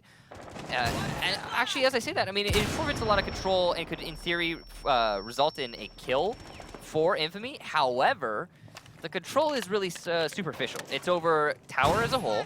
Ooh, wow, what a well-placed dash charge. It's over tower as a whole, attic as a whole, and master and armory as a whole. So it establishes a lot of control on the, kind of the superficial area of the top floor, but that is easily defended against still. And I think that's why you see BitterSweet playing a Jaeger on that mirror window, because the Jaeger can rotate off of tower and still make it back to the site without dying. Meanwhile, Moss is going to take out Nifty to start things off here. That's the Thatcher gone. Thinking Nade will get traded out there by Vandal. That's the Ash player who was inside the kitchen, moved over towards the middle hall. Looks like a pre-fire from underneath might tag a couple bullets into Dave as he scoots on out from position. Now there's no one on the north windows to try to collapse and get the kill, but Vandal says, I don't need it. I got him out from behind the cubby. He's going to move on over. I'll get the headshot from below. Beastly almost got that angle onto Moss. Ooh, but Moss will take out one of Beastly's shields from that same exact angle. Fortunately, yeah, against a little bit of bad timing there from Beastly. Now that wall you can shoot through, Moss is going to feel the pain from that and try to rotate back on site, but we do have Vandal coming up the back stairs. So that means Moss, he got outside, was not detected. If Moss he may have been detected. I'm not entirely sure. Biologics and Beastly know that he was detected easily. He's going to be there. Oh! But he misses a shot, and Moss coming up from behind. He's the last man alive, but there's only 3 members. I say only. There are 3 members here from Infamy. Wait a minute. There's a barbed wire pulse? Is that a barbed wire pulse? That's the barbed wire pulse. We don't ever see that. That's like seeing a C4 bandit. Yeah, you don't bring barbed wire pulse. Barbed wire pulse, why? See, because he could have in theory stopped the defuse plant. I was about to say, well, he has a C4. He could stop the defuse plant here using his heartbeat detector, but he doesn't have one. Here's Blackbeard. He swings around. Moss will die. And Beastly swings out, gets the win. And that is round 5 going to Infamy. Okay, so again, I like the way that BitterSweet was trying to set themselves up there, but Infamy simply waltzed around it. They were like, okay, well, we see what you're doing. We're going to go over here instead. So I want to say, I know for a fact that the pick of the barbed wire on Pulse is a strategy pick. Yeah, of course. I want to talk to them. I'd like to know more information about why they need their barbed wire in these specific locations and why they can't go with some other operator to do that. Okay, there's a few things that BitterSweet did in that round that I want to look at and I want to say, okay, well that doesn't make sense, but I can see why you justify it. I can see how it works for you. Like, for example, playing that Mira in the tower. I get it. Okay. Yes, it applies a lot of pressure when you're dealing with a Master and Armory take. Okay, sure. Plus, if the attackers start to pressure onto tower, you could still fall off of it. And you're playing a Jaeger there, so he can get away scot-free. No big deal. And then once that happens, again, not much real control is forfeited. Superficial, lots of control, but superficial. But bringing C4 on Pulse, I feel is almost kind of fundamental, really, to Pulse. I get the need or the want even for more barbed wire, really, but it's just you can stop the fuse plant from below, and the floor is completely destructible. So why are you not bringing C4 on Pulse? It might have been a mistake. You say it's strategic, but I almost want to say it was a mistake. It's like there is a lot of variation from both of these teams coming out. Right. That's a little bit too much variation. Yeah, that's there's a line in the sand, and you kind of crossed it. They're doing all these really cool things, and then there's this other thing on the other side of the line of the sand that you're talking about, and it's like, no, that's just not, no. Like, you had us, and you lost us just a little bit. But it is going to be Infamy now. To move on from that, it is going to be Infamy. They're going to be on defense, 3-2, going up against BitterSweet. Attack. BitterSweet will be tagging, or Infamy will defending, more important, the basement here. And BitterSweet, they already have taken control of the main lobby, and I think they're pretty confident there are not many roamers coming on here, as they are very aggressive in their push here. I can't quite tell, but it looks like all of the anchors, or all of the defenders are, yeah, they're all on this site. Everybody is in the basement. They've rotated back on site. King Leo's going to hold down the fort inside of Red Tower. You do have Vandal, who's situated in a very safe location. He's got his Echo Drone, or his Yokai, inside of the front lobby, or the laundry of front lobby, inside of the A site. Yeah, we're going to have all these drop-downs. Every single one of the drop-downs here by BitterSweet opened up, and that's going to be a lot of vertical pressure really coming on to the defense here. Now, that position where you see Vandal playing right now on Echo is easily countered by a couple flashbangs or nades even coming from the meeting hall drop-down.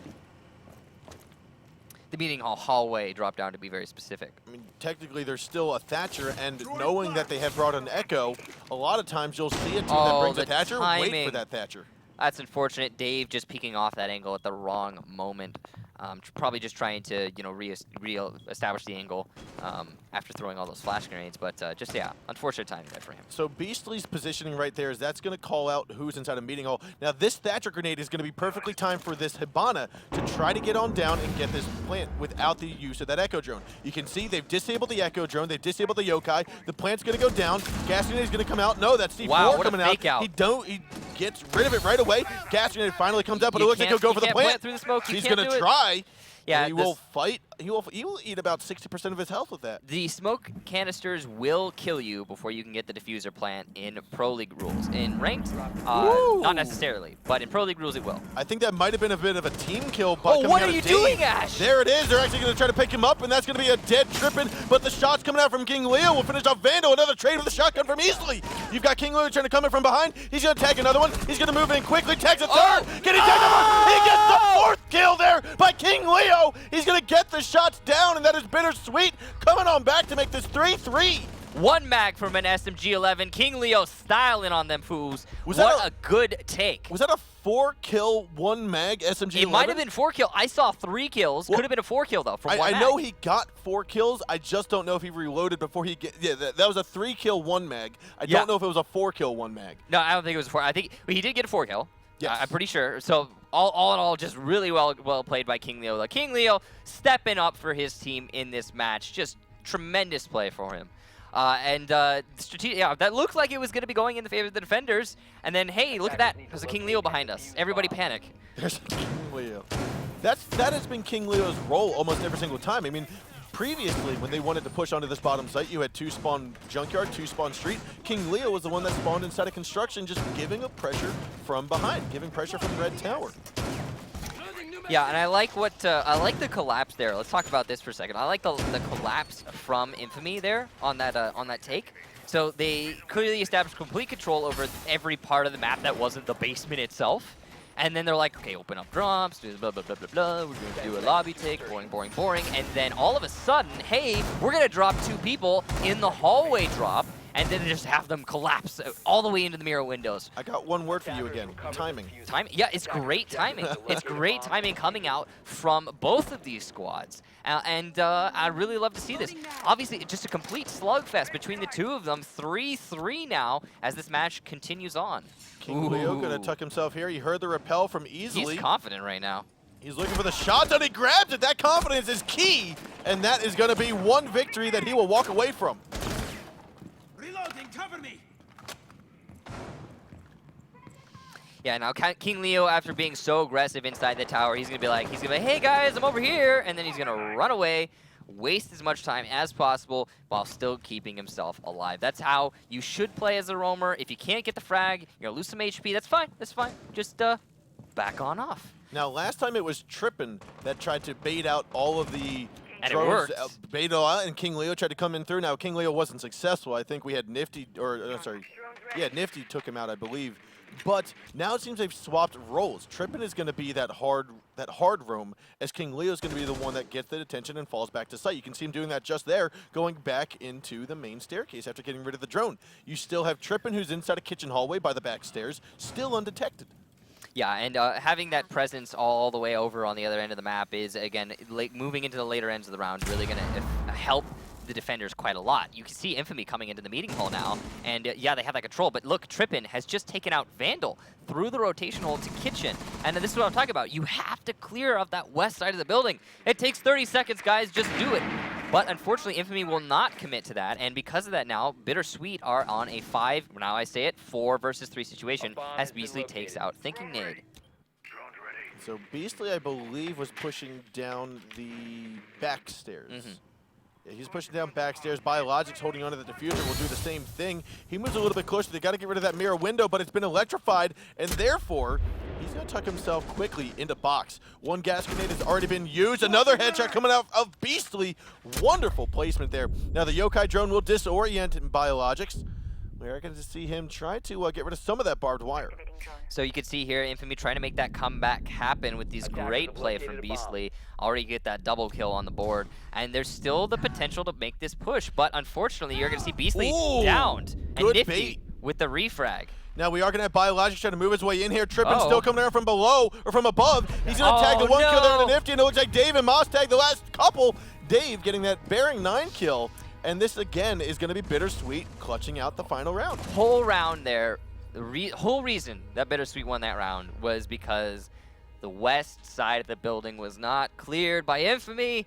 They committed too hard to that tower take. They tried to compartmentalize the roamers, clearly, but you can't do that if you're not actually holding the angles. I was going to say, we've talked numerous times about how if you don't want to engage on the roamers, you go red tower. You go red tower and construction, but they're not holding the angles to keep meeting hall clear, which is what you've been talking about. Yeah, you have to, sure, okay, you can avoid them so easily, but you have the method with which you avoid them is sticking your gun in the direction of where the roamers are going to be coming from, and that's the west side. And because they didn't do that, ipso facto, losing roundo. So now, 1nfamy going to be at the deficit. BitterSweet putting themselves on match point. They will be going into an attack. 1nfamy defending the top floor. Now, we haven't seen that amazing kitchen defense coming out from BitterSweet a second time. But I think that's just a case we talked about this before. Pocket strats, pocket strats, pocket strats. Probably just straight up a pocket strat, something they don't want to review. I mean, it is pretty easy to counter if you really think about it. You know, there's a number of different ways you could go about doing it. You could bring a Montaigne, lots of smoke, planted behind that indestructible wall. Yeah, you could come from.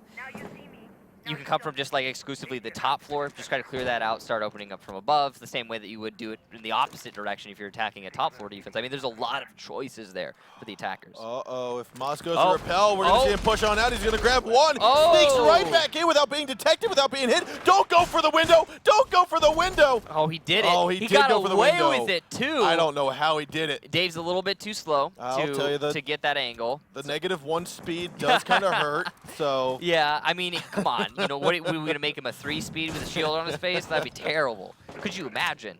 But all the same, that was a really good run out there from Nifty.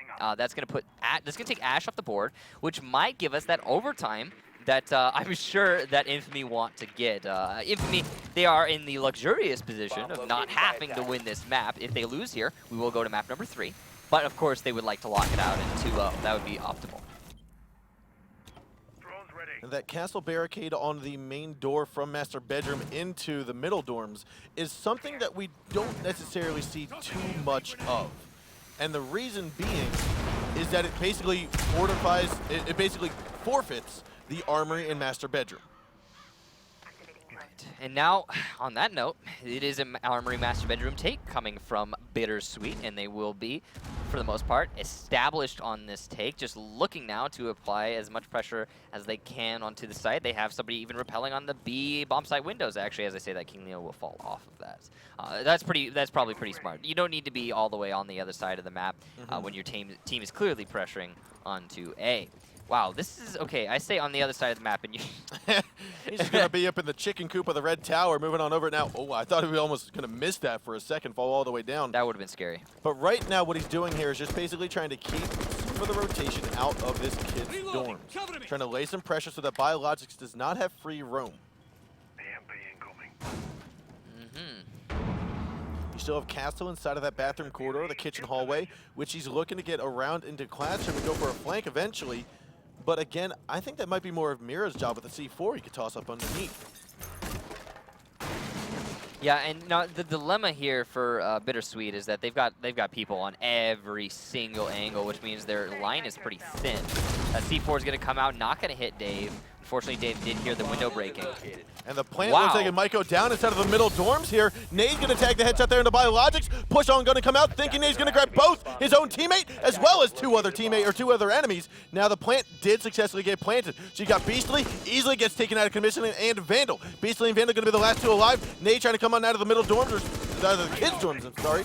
And you've got last 3 attackers here trying to force their way in. Looks like Trippin tags down the shots there to Beastly. Last man's going to be the 1-speed, 3-armor Vandal. No C4, no Miras. It's just the Vector and 3 heads that need to be popping. And we've got Vandal trying to swing his own way. Nade just narrows that down. We are going to see BitterSweet win round number 8. That is map number 2 going to BitterSweet. We are now headed to Border, our 3rd and final map in this best-of-3 series, to determine who's going to be ending their Season 2 play and who's going to be continuing on to go up against Elevate. Right, and what a last round there by Thinking Nade, and just in general, like King Leo in that map, he really stepped it up for his team. Overall, but a good spread across the board from both of these squads. Oh, that last round was That good. last round. So we're talking about timing, and oh my gosh, timing is just explosive for both of these squads. If it weren't for just that all together now push in to the site coming out from the attackers there in BitterSweet, then it would have almost certainly been an infamy victory. Now, as we did say, this is the third and final map. It's going to be on Border, which ultimately I thought we'd see, and it allows for the most variation. We've already seen so much variation. Beyond. I don't know what to really expect between these two teams on this map. But to reiterate the importance... Oh, wait, we have to go over some highlights before we get into our next map. So let's take a look at some highlights here on Oregon. Yeah, this was the defense of the kitchen. We have not seen we have not seen that this entire year, and I really like that. BitterSweet bought us there. That was really cool to see. They also were successful. Here is Thor number 2.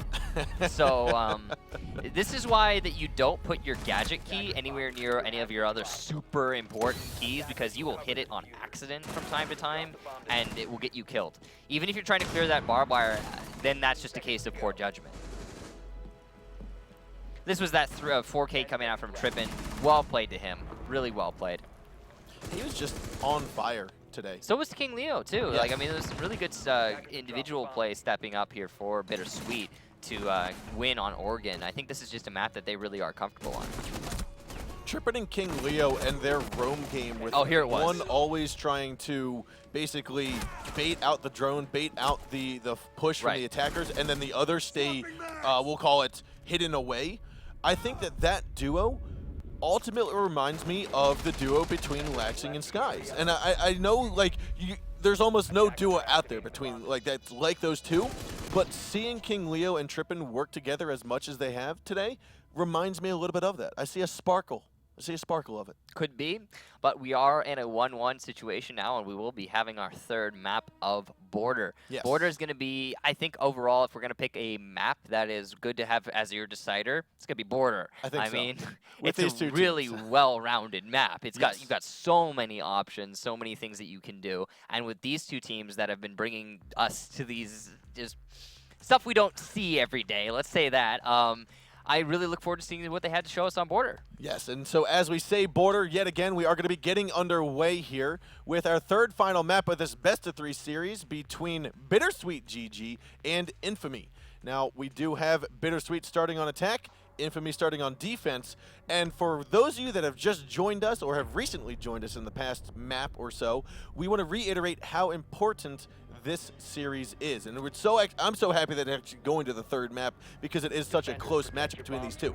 But the importance between this game right now is that the loser, unfortunately, has no more appearance in Season 2 of the Pro League this year. And they can, of course, compete to go into the next season. They do have the relegations Right. to potentially get into Season 3, but the loser will not be seen this season any longer. The winner, however, will go up in the next week or two up against Elevate GG to determine who's going to make it into that second seed of the playoffs for Group B. And the significance of that is that the top two teams, first place being VG at a Group B, and the second place either being Elevate or the winner of this game, that will then be determined and who goes into the playoffs to then possibly make it to land. Right, and we've talked about this before, but if you make it into the playoffs, you have a 75% chance of making it to land. So, you know, as long as you make playoffs, you're pretty solid. Pretty solid. Okay, so something I want to touch on here. You see this reinforcement on that main wall, the south wall there next to the mirror windows that was placed in CCTV. Now, that effectively nullifies the south balcony door hold for that mirror window. So I don't know if 1nfamy wasn't reading into how that mirror window works or what was going on there, but they kind of gimped themselves with that reinforcement. I don't understand that. I like that BitterSweet. I keep abbreviation. I keep wanting. BitterSweet are utilizing that angle that Avian was using in the previous matchup there, getting on top of that building early on in the round, trying to cut off the rotation, but unfortunately nothing came of it for them. This mirror window is still going to be used on that main hallway, but again, they nullified it effectively by reinforcing the wall to its, what we see from our perspective now to the left there, but for Beastly to the right of the window.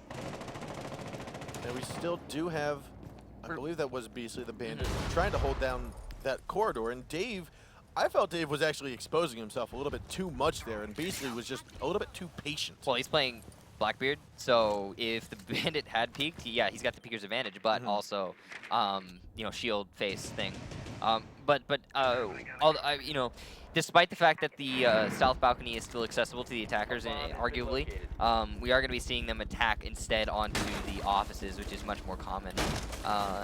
And that's really going to actually play into the mirror window, as you see Beastly get a double kill from said mirror window. Now, Beastly got one, easily got the other here. There onto Oh, was that? Moss. Yeah. Okay. And I also like the little hole there. So yeah, so while they're kind of gimping themselves a little bit with those reinforcements, they still have that tiny little hole next to the monitors, which will give you some control on the south. Are they double mirroring that? So you've got the one mirror inside a CCTV, but Might you also be. have another mirror that is going to be the double mirror. So Wow, Beastly's look at over that. here looking into Fountain. So instead of using one mirror to basically look through everything, you now have smoke covering one, and that's why you have That's that double the reinforcement. Yeah. No, I kind of like what Infamy's doing here, and reading more into it, it makes some sense. But at the same time, it still feels it's a little bit more exposed than necessary.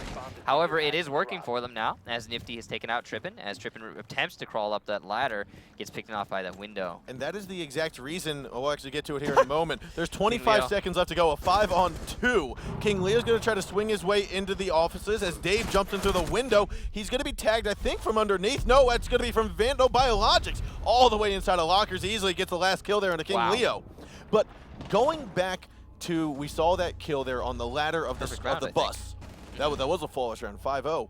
But what happened there, and the reason why you start seeing teams go to the top of the border building and jump down, take that 10-15 damage onto the unit there out by the window where we saw Blackbeard, is exactly that. You're so exposed trying to get up that ladder, and you can't really get a good angle. Yeah, it's a huge risk, because you can't fight it. There's no way to fight it, you know. You crawl up a ladder and die when you reach the top. That's the end of the story, because you can't crawl up the ladder with your gun out, you know. There's ways to contest it, obviously, having one of your teammates cover it as you crawl up the ladder, but that takes a lot more time, coordination, and so usually we don't see that happen. And you're still exposed. It's still exposed. And, you know, but all the same, I mean, elsewhere on the map, let's talk about that round. I like the way that Infamy set themselves up on that defense. You know, at first glance, it seems a little bit foolhardy, you know, but analyzing it further, I mean, it did work against BitterSweet, obviously. But it's so risky at the same time. It's so risky the way they're trying to hold that. I mean, playing a mirror window in the main hallway then opens you up to a front door pressure. I mean, someone could just waltz in front door and kill you as you hold on that mirror. So it's an interesting way. I like the way they're doing it, but it's still risky. Still risky. And I'm curious to see if it's going to find itself play more if you're moving into the future of the Pro League, or if teams are going to go for the little bit more conservative strategy. Obviously, from both of these squads, we have been seeing a lot of that, really, just in general, more aggressive play, more risk-oriented play, and it has been working out usually for the team taking said risks because it's unexpected. We talked earlier about ranked play versus Pro League play, and I don't see any of either coming out here. This is pure and simple. Seems like Challenger League play. This is an entirely new meta that is not necessarily worse or anything like that, just different. Yeah, I think we hit the nail on the head earlier when we said that like these Challenger League teams, or these teams that have come out of the Challenger League, these are Pro League teams. These teams that have come out of the Challenger League have both of kind of. They've gone ahead and said, why can't we do this? They've been the ones to question the quote-unquote giants of, or the titans of the Pro League. And they said, why are you doing it this way? But yeah, but the big question though there is that as Trippin takes out Vandal, the big question though to continue off of that is that both of these teams did lose to said titans. Yes. Earlier in the group stage. So arguably, the Pro League meta is much more viable than the Challenger League meta. I mean, we saw them play similarly to how we're seeing them play today. It's just they're playing. Both of these squads right now are Challenger League squads, so they're familiar with how this is going to conduct itself. So the real question is, if given another chance, how would these, and one of these teams will be given another chance. The victor of this map will go to play against Elevate, one of those titans we were talking about earlier. So given that second chance, depending on who it is, I mean, how exactly is this meta going to play out again, you know, in their second iteration? Now, Is it going to be... Go ahead. No, I was going to say, we are starting to see this stalemate happen out with King Leo inside of the offices, and this is what we've seen with the Pro League go up top, and we've seen some of these Titans, as we call them, up top and go ahead with the newer meta of throwing in grenades from above. And we're not seeing that right now. We could have a sledge on the roof, but we do not have a sledge on the roof, and it's really interesting. I mean, everybody knows about that grenade now. But these Infamy, they need to deal with that sandwich hold right now, and they're getting picked apart one by one as they don't. I mean, look at this angle from Thinking Nade all the way onto that north balcony. But yeah, and then look, easily taking out Moss, and that's a refrag. That's a good job by Easily there to try and get his team on this board here. Now we do have a 4-on-3 with a very low Trippin and a very low Easily on either side of the board. Disorientation is going to come on out. Trippin's going to tag one, but then get refragged by Beastly. 20 seconds left on the board, and you've got 3-on-1. Beastly last man alive. Now he's just simply repelling into that east balcony. He's going to come on over. Nade will get this kill as he has the mirror window there. No, he will not. I misspoke there, but the drop shot from King Leo is going to get that refrag trade, and we will have BitterSweet coming out on round number 1. Yeah, so that round really just came down to a bit of a stall. Really great stall at that, coming out from Trippin, I believe it was, playing inside of the offices there. No real way for Infamy. They didn't have anything to deny sandwich hold, and you gotta have something to deny sandwich hold. We saw in Elevate versus VG earlier today on Border, we saw just that happen. I mean, we saw the flashbangs come on to get rid of the ADSs, and then the nades and dodging the nades. There was a whole mini game that went underway as to deny that hold inside sandwich, and just none of that happened. None of that happened. If you're not going to deny sandwich, then you need to push into CCTV. Exactly. You gotta go somewhere you have solutions to the problems when they confront you, and they did not have those solutions. So something to look forward to in the future is Infamy actually being able to solve that problem of the sandwich itself. So now, Infamy going to be defending the ventilation, but that might be, you might have been deceived somewhat there because they are investing very heavily upstairs. They do have both their mirror windows in just a second here, and plenty of reinforcements going up top. And this is very common. You know, a lot of you might be saying, if you're newer to the game, hey, what's with all the, they're defending the base, they're defending the first floor, why are they all upstairs? That'll be because if you maintain control of the top floor, you effectively maintain control of the bottom floor and the site itself. You can deny simply through the destructible floor in the same way that the attackers, once they take control of the top floor, then they can take care of any of the anchors sitting on the site using that destructible floor. So it's really just, it's just a good, very common setup that the defenders will employ on this particular hold. And in fact, many other holds throughout this game. See, a part of me was actually expecting Infamy to set up more of the 5-man offsite defense without taking control of the top floor, without holding control of the top floor. We've seen the 5-man offsite before. It didn't work out for the team that did it. We've seen a number of different variations on that. You know, spreading out into customs, and sometimes even cutting down the middle of the map and still doing that, like you putting those barricades to cut it in half. But it's a huge risk. I mean, it's not as tested, you know, as just holding above the site. And you feel more in control of your destiny. I feel like when you're going for something you know works, because you've seen it work time and time again. There's also a very big of a mentality sort of thing going on there. I like that angle from Jaeger, by the way. I mean, we see this pretty often, but I like that to deny the immediate into B bomb site push from the front door. You can see here, BitterSweet, they are prioritizing taking control of CCTV before they push their way into Armory. So they're taking this as if it is a just a simple Armory take. Which is actually, it happens a lot on this particular attack.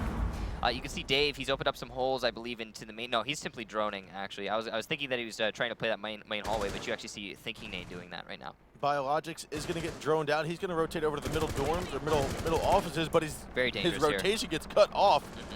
And he's going to have to go all the way back over to where I believe we saw Mira earlier. Yeah, that mirror window being opened up is going to really... Ooh, the aggressive play from Nifty. He missed it. Now he tosses out the C4 and again misses that too. He will do a lot of damage to Thinking Nade, but it's not enough to kill him, unfortunately. And now the attackers, despite losing Moss on the ingress, will have full control of the top floor. And that means you can see here, King Leo on that sledge, going to be able to open up a lot of holes and just push the defenders back. Now, Dave and Nade are both down drastically with health, and there's not enough time to fall off and be picked back up. So they're going to have to finish this 35 seconds with full or with just minimal health. But it doesn't matter because they both picked up kills. Dave and King Leo. Biologics gets one trade onto that Blackbeard, but again, Essential it's refrag not there. necessarily looking out too good. Thinking Nade's going to move on over into the middle. He's might have gotten seen here by Bio. Again, Thinking Nade is really lit. One shot's going to kill him from no matter what gun. And there it is. Biologic tags him, going to look to the left, misses the secondary skill. Oh no! The Beastly timing! swips up onto Trippin, and as he peeks on up over the half wall, King Leo will take off his head. A 2-on-1. King Leo not having on to the diffuser, looks down west stairs, and Beastly's looking right back up at him. Round 3 will go in the hands of Infamy. Yeah, and for me, looking like they're having a really good time on this particular map. That was a really strong defense there on the ventilation, despite the fact that they forfeited top floor control very early on. I mean, they really just gave that up. They still managed to hold the site very successfully. They managed to get the refrags. They managed to make the pushes happen. And there wasn't a lot of flank hold coming out from BitterSweet. So they really capitalized on that. Now BitterSweet are going to be going back onto defense, and we are going to have Infamy going on to attack. It's going to be a ventilation room defense from BitterSweet, as they were successful in defending Armory. Both of these squads have had good success on defending Armory. I think it's actually been... Has it been an entirely defender-sided right now? Could be, could not be. Either way, it's been, you know, we are going to have BitterSweet go downstairs. Similar to how we saw Infamy go downstairs. And so unless this was by choice, pretty sure it's been defender back and forth. But I would say it is. I would say it's been defender for 3 rounds straight. Unless they're deciding, I mean, it's simple, like, you know, unless they decided to just go ahead and down here. But whatever the case be, no real big surprises coming out of these operator selections. Nothing really huge. There's an unreinforced wall that has a mirror over by the bathroom, which is a little bit different, I guess you could say. Well, that's going to be right on the doorway to bathroom, so it means that if any of the attackers push their way into bathroom through the only way that you can actually get into bathroom, which is the door, then they are going to be spotted out, likely shot. Meanwhile, you're going to have a mirror window probably placed inside of the archives based upon that wall being opened up, and that's going to be a lot of control that you can use. Oh, well, actually, maybe. Is that mirror window going to be all the way back into Armory? Ooh, I like to see this angle on that mirror window wherever he... Oh, there it is. See, okay, so it's in Armory. And that he opened up 2 different walls that using that mirror window, he will have a lot of control over the office, as you can see here. Really like that. If we could switch to King Leo's perspective, I'd like to see through the mirror. Nope, nope. Oh, hey, there it is. Hey, look at that angle. Really like that coming out from King Leo. Something we don't really see a lot of, but a very creative mirror window. That could be very prominent moving forward, but the real problem with it is that you are exposed playing on it to the main hallway. They have a castle, obviously, barricade on that doorway, but castle barricades can be broken. You can bring glass to the field. You know, you can bring in ash. You know, it's very simple to deal with that. Speaking of glass, no Monty or glass today. Right, yeah, no, none of that really seeing any play. I mean, Blackbeard's kind of replaced both of them. But the thing is, though, when they're defending ventilation room instead of Armory, they effectively don't have to worry about that, because if the position gets taken care of, if the attackers nullify that mirror window, then, okay, so what? They go downstairs. Now it looks as though the south wall server will get opened up here by Biologics, which is actually right on the other side of Dave. He gets moving to the north end now, which is going to be backed by the sideways mattress. Yeah, I like this take from Infamy. They're trying to avoid the top floor defense by simply walking around it. And that could work for them. It could work against them. The problem is that you can see here, King Leo, he's playing this very aggressive angle vertically.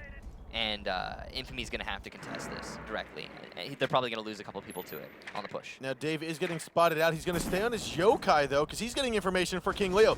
This is where the team trust comes in, and the disorientation will come out. It looks as though we're going to have one of the attackers get disoriented. Nifty will be tagged down, I want to say from above, potentially. It looks as though Tripping gets that MP7 kill on the top of the west stairs there onto Easily, dropping him down for the count. That is Sledge falling. Nifty also being injured, as we said earlier. Beastly, he's going to try to get this kill into Dave. But again, Dave is going to be on his drone. Playing very safely, Dave. He doesn't want to stand up because he doesn't need to stand up. He doesn't need to. He's got cover from above. This is that problem if you don't go for the kills. Now, there's going to be another marking on him. I think Vandal might have been able to kill him there, but he just didn't see the head. No, instead he's just going to go for a very quick push. There goes sweeping on in, grabs the kill, but tripping, getting another kill there into Biologics. The quick plant's going to go down. King Leo's not going to see it in time. Oh, no, he's he too does. far. Oh, he sees him. Can he see him? Shoot him. He's trying to tag him. He tagged his hand just a little bit, but the plant still goes down. He's not going to get on out. Tripping going to go for a double kill, but no, Nifty sweeps it on over. He's going to grab Vandal and Trippin, and with his own teammate. Now Nifty will fall to the trade of Thinking Nate, and there will be Blackbeard falling. That's going to be BS getting this defuse destroyed now. Yeah. I mean, I'm sorry. I've been trying to hold off on saying BS the entire evening, but it's so hard. That's their tag, so I'm going to call them BS.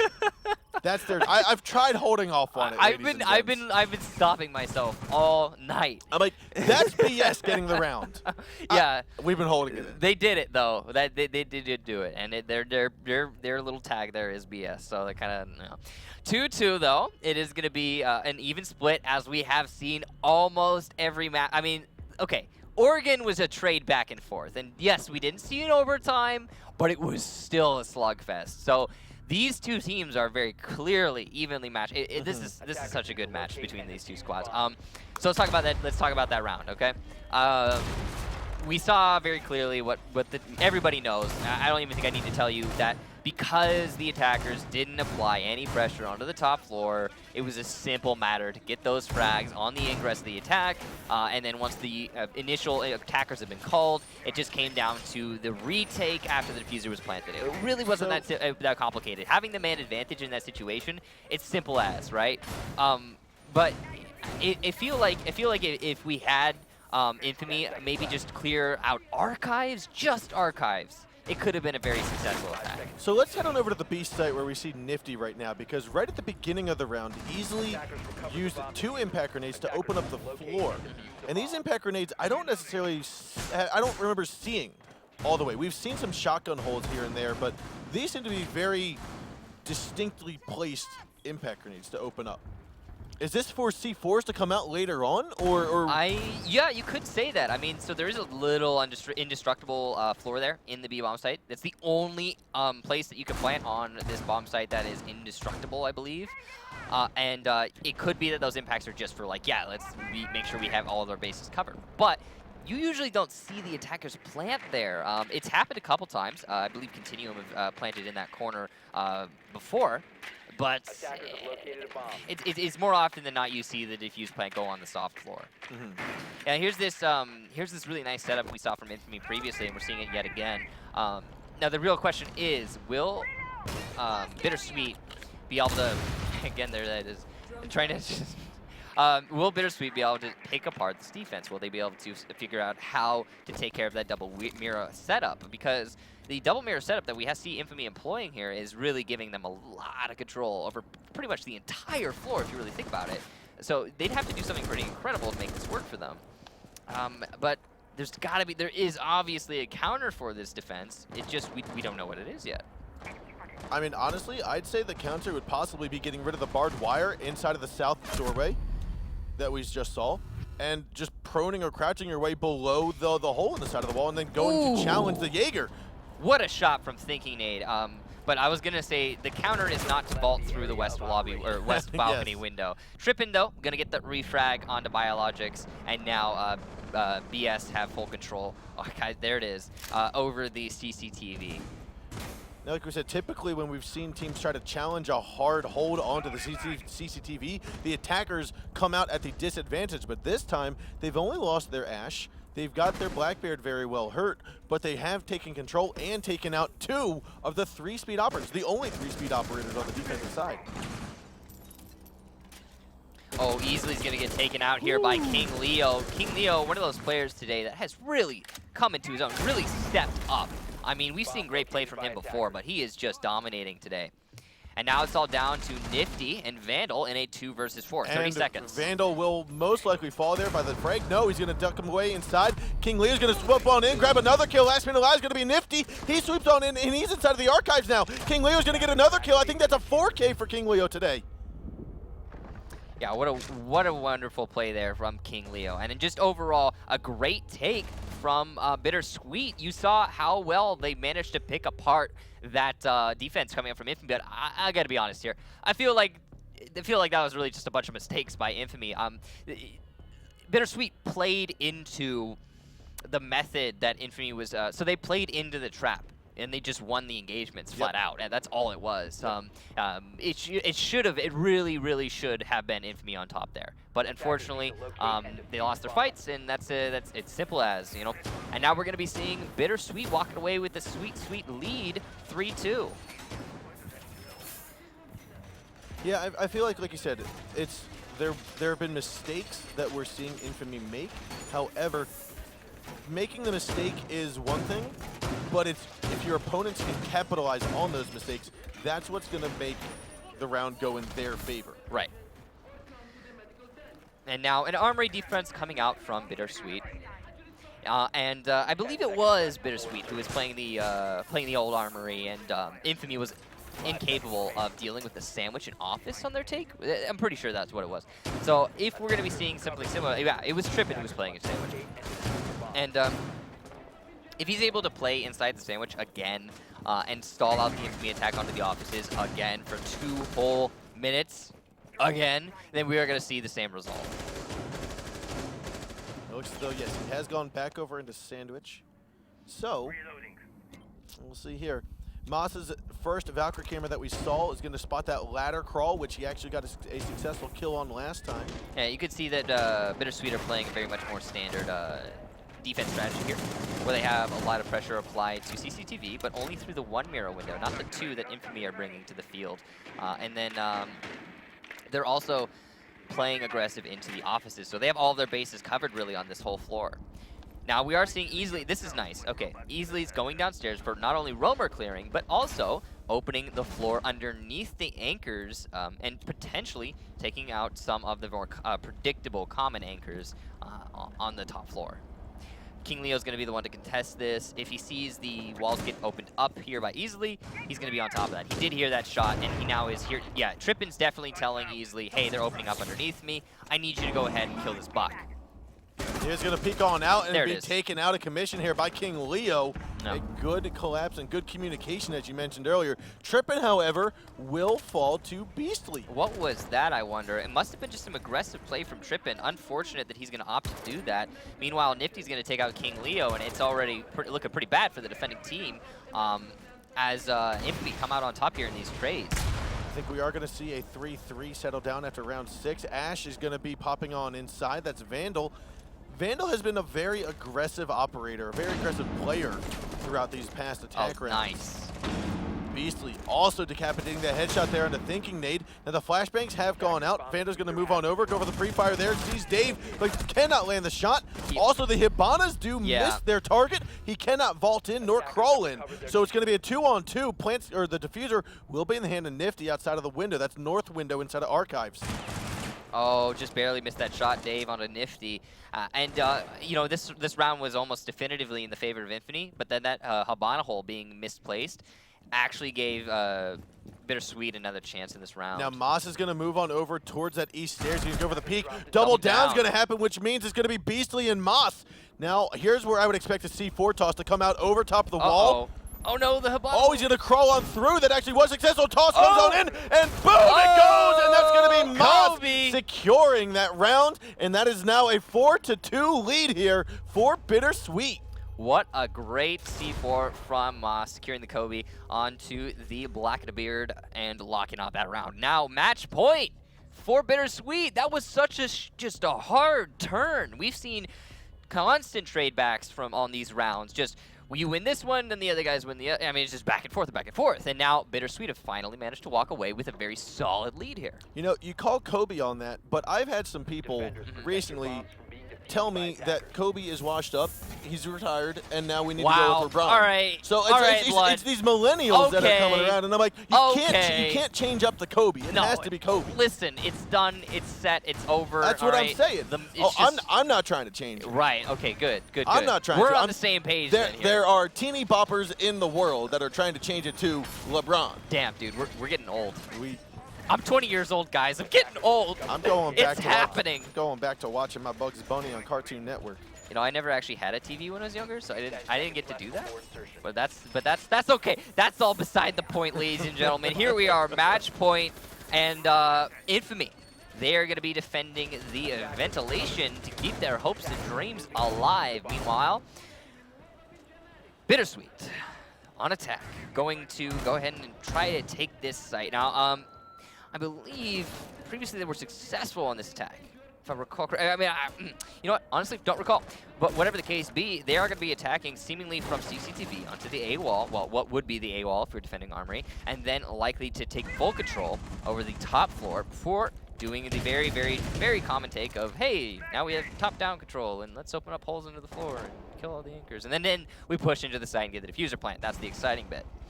Meanwhile, again, it is on Infamy here to keep themselves in this match, as if they lose this, we are on the third map right now. Both of these teams have won a single map. It will be in the favor of BitterSweet, and they will walk away with that sweet, sweet, sweet continuation of the Pro League. Meanwhile, the loser of this match, again, we've talked about this before, but let's talk about it again because this has been a long match, will be put into 4th seed for their group and will not be able to compete in this season any longer, but they will have relegations to hopefully get themselves into the next. And we're going to be seeing, yeah, here it is, BitterSweet opening up that top wall into the Armory in a moment as soon as this Thatcher grenade comes down, and then they will push on into the Armory. They're going to try and disable the mirror window, though, first, it looks like. And that will be shot out, I think, by Biologics. Yep. See, that's why you need to get all of the all of the Habanos on there if possible, because otherwise it just, you know, all that this Jaeger has to do is shoot 2. King Leo will go for the crouch shot there, and it looks like Dave comes out on top to finish off Beastly. However, he gets traded out really easily by Easily. Now Nifty's going to be moving on over, getting the headshot there, and a thinking nade. Biologic still trying to swoop around from the lockers, and it looks as though he might be picking off King Leo there. Oh, he goes, and there is no Thor this time, as he does not have time for the hammer. Vandal going to get that headshot there on the Moss. It's going to be one man left here for Trippin', and we are going to see this round go into the hands of Infamy, and they are not ready to give up just yet. It is 4-3 after round number 7. There's the slugfest that we're so used to seeing between these two teams. Both of them so evenly matched. Infamy does not want to give up their hopes and dreams, and they just sweep that round away from BitterSweet. Now, BitterSweet going to be going on to the old defense arena. Same place, ventilation room workshop, and Infamy on to attack. Now again, this is match point, series point. This is the 3rd and final map in this best of 3 series. I know you mentioned it earlier, we'll just mention it again. The loser of this game, unfortunately, will no longer be playing in the Season 2 Pro League. This is their last showing.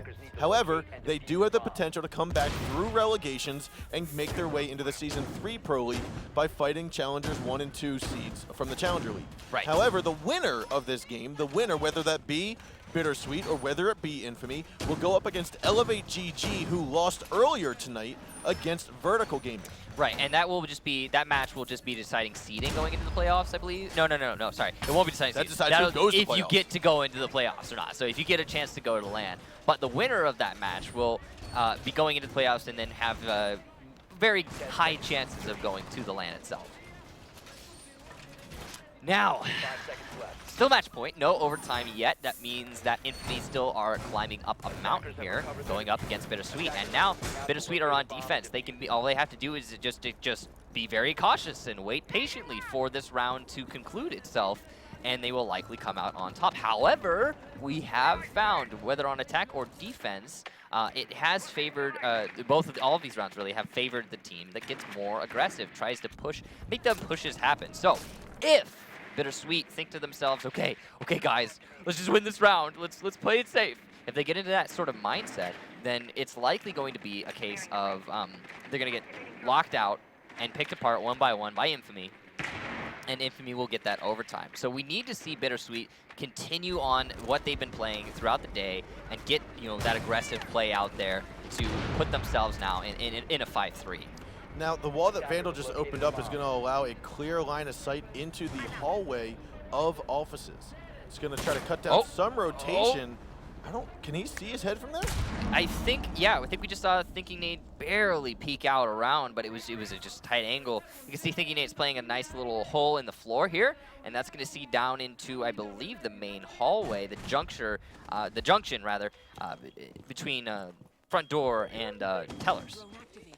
And there are actually a lot of attackers converging on that exact hole, so we might see Castle get a kill here momentarily. If Nifty peeks around aggressively and Castle still, nope, Castle fell off the angle. Oh well.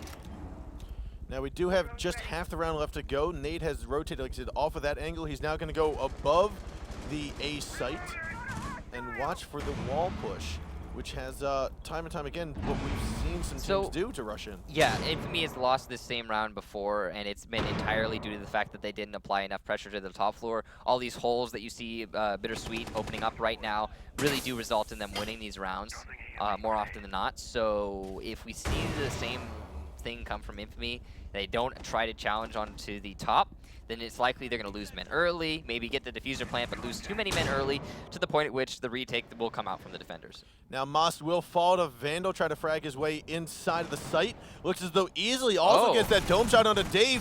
Vandal going to try to tyke himself in the corner, but King Leo going to try to force his way out. And that does force Vandal to relocate himself, but Beastly looks on up, takes out King Leo easily, though, is traded back by Trippin. Now Trippin realizes the importance of getting back on the site along with Nade, and so here the diffuser does get planted. Nade's going to drop in through the middle office. To his side is going to be Trippin. It's a team kill! Unfortunately, though, that is not going to be what's needed, and we do have Thinking Nade in a 1-on-4. He has to clutch this if he wants to get his team.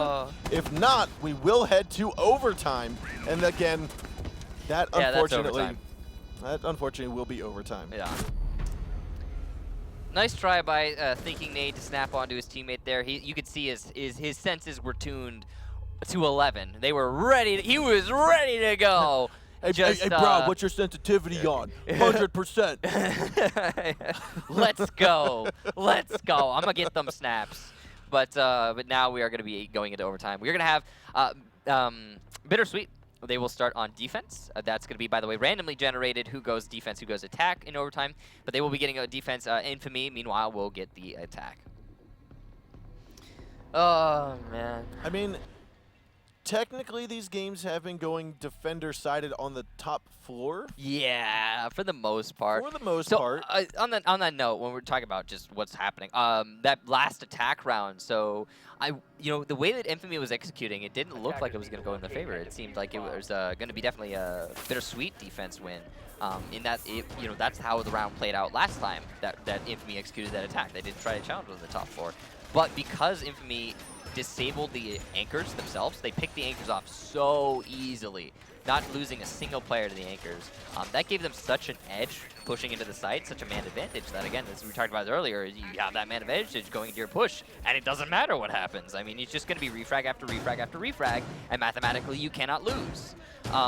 So yeah, I mean, that's basically the case. It's just anchor's gone. Okay, now it's all down to the top guys and you pushing into the site, refrag, refrag, refrag, and you cannot lose.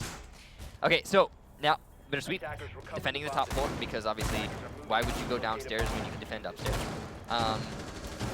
And Infamy attacking onto said top floor. So last time I think Trippin got over aggressive and got pushed out of sandwich, or actually he went out of sandwich out of his own free will, and Blackbeard, that was Beastly, was the one to get the shots down from the east balcony window.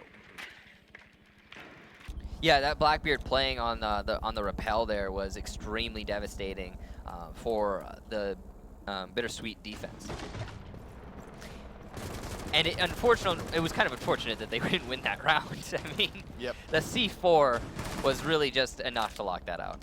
Plus the poor mirror windows, it's not mirror windows, the poor Hibana charges. That they did not allow for an easy crouch position. You had to basically prone your way into the site. Yeah, unfortunate that the Ashe didn't try to prone, because you did see the defender later, Valkyrie, prone through that hole and win the round because of it. If Ashe had been able to get as aggressive as that onto the Echo, we could have seen a different result. But it will be Infamy setting themselves up to take on to the offices. Trippin still playing inside of the sandwich, and hopefully this time he doesn't peek as aggressively onto the window and get taken out by that Blackbeard. So We are good. seeing flashbangs, I believe, coming from the top. That's through the what we've seen before. Normally we would see grenades. I think that was where the flashbangs were coming from. Maybe from the roof. Possibly from the roof, or Can't possibly, quite tell. Not exactly sure where, but it does look like they've opened up some of the sandwich wall, which again is going to force Trippin to kind of be aggressive. He's going to turn away from the flashbang. He's going to spot Vandal, move in forward. Going to tag one kill. Does not spot Biologics just yet, but he is going to go for a pre-fire. Taps Oh, ahead. Trippin! A wonderful shot don't there do by it, don't Trippin. do it, it's He's going Blackbeard. against the Blackbeard now on that east balcony, and again, he's going to think twice before doing it a second time. Yeah, he's like, okay, it's the Blackbeard. That's no. Now, this could work if Moss and Trippin time it together. If Moss is going to be the distraction, Trippin could time out of the window. But Moss hears the rappel in, and Nifty's going to go, and he will go down. This is going to allow Moss. I don't know if he saw Blackbeard rappel inside. I think he just hopped onto the east balcony there. Yeah, this is the. There it is. Moss will BitterSweet. grab this in about 3 seconds. There it is. Nice Yeah. drop shot to get the win. And last man's going to be easily. He's out here at the window. He's going to tag one. Claymore's going to get another kill. He's going to swoop on into the window, but thinking Nade's like, nope. And that's going to be round number 9. So Going real to quick, BitterSweet. yeah, real quick. This is the BitterSweet we're used to that we saw previously in this map. I feel like in the previous 2 rounds, they kind of just had a bit of the pre-overtime blues where, oh my gosh, guys, let's not let them get overtime, and they kind of choked a little bit. But now they're in overtime and they're like, okay, let's just lock this up. Let's get this done, guys. But more to talk about that round. What we saw there was just 1nfamy not able to really deal with the sandwich. And we've talked about this before. 1nfamy doesn't really have a clear-cut way to take care of sandwich. It's nothing they're doing right now is working for them there. The only time they've actually managed to deal with sandwich, the one time, was because Trippin peeked into a Blackbeard and lost the fight. I mean, you're always gonna lose the fight onto that Blackbeard, man. Repelling on that balcony, forget about it. It's over. And now because Trippin didn't do that, he played his angle and sandwich very well. He did manage to come out on top, and because of that, it was pretty much the locked out round there for BitterSweet GG. More importantly, we also had a Valkyrie coming onto the east stairs in the later end of the round, and that wasn't like a east stairs hold. That was a good flank there. Really well played to him to have that game sense to be able to put himself in that position. Yeah, I mean, that was, I believe it was Moss, and he actually saw, I think it was Beastly or Biologics out there on the east balcony. But on the other side, he heard the rappel, went for that kill, turned around, and got Blackbeard then as well. Yeah, very well played to him. But yeah, now it is going to be 1nfamy going onto their defense and BitterSweet onto their attack.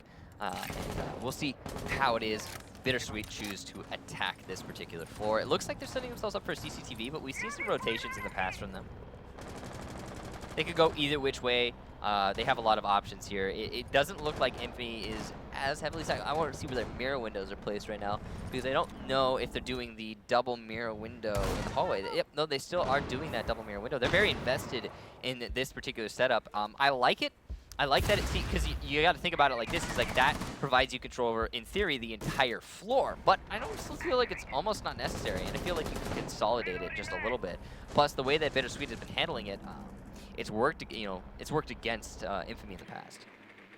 Now, BitterSweet is using a lot of time here to finish droning out what they pretty much already know. I mean, this defense has not changed much. But again, when the stakes are this high, you cannot make overlapping assumptions like that. And so they are going to move their way in. King Leo going to take advantage of that nade toss to finish out Nifty, but Beastly gets the refrag immediately. Blackbeard's also going to hop on inside of CCTV. Dave's going to try to get the frag kill. He goes for one. Nade's going to grab another, but Biologic comes swinging on out of the west lobby, and he will grab Moss down. A 2-on-3 now, and again, BitterSweet. This is what we've been expecting to see from them. This is what we've seen earlier, and they looked like they might have taken a little break, but they're back at it now. Yeah, so BitterSweet has full control over everything that's not the site right now. It's all down to Vandal and Biologics, who are playing inside the Armory. It's really gonna... Okay, so Thinking Nade just droned out both of them, and he's gonna call that B side is clear, which means we're gonna have a rotation from the other 2 attackers all the way over to B. Oh, and a good shot there by Thinking Nade. Last man alive is gonna be Biologics, but Dave takes him down, and that is going to be BitterSweet getting this victory after 3 long and drawn-out maps to now secure their spot to play Elevate, to potentially go to the playoffs, and then potentially get to LAN. Right, but it's going to be a really challenging match that going up against a team like Elevate. Despite Elevate losing to VG earlier, I do think that it will be, it's going to be something for BitterSweet really to have to work up to. But all the same, very well played to BitterSweet. Also to 1nfamy. Let's take a second moment of silence for 1nfamy. They put a lot of work into that. They did put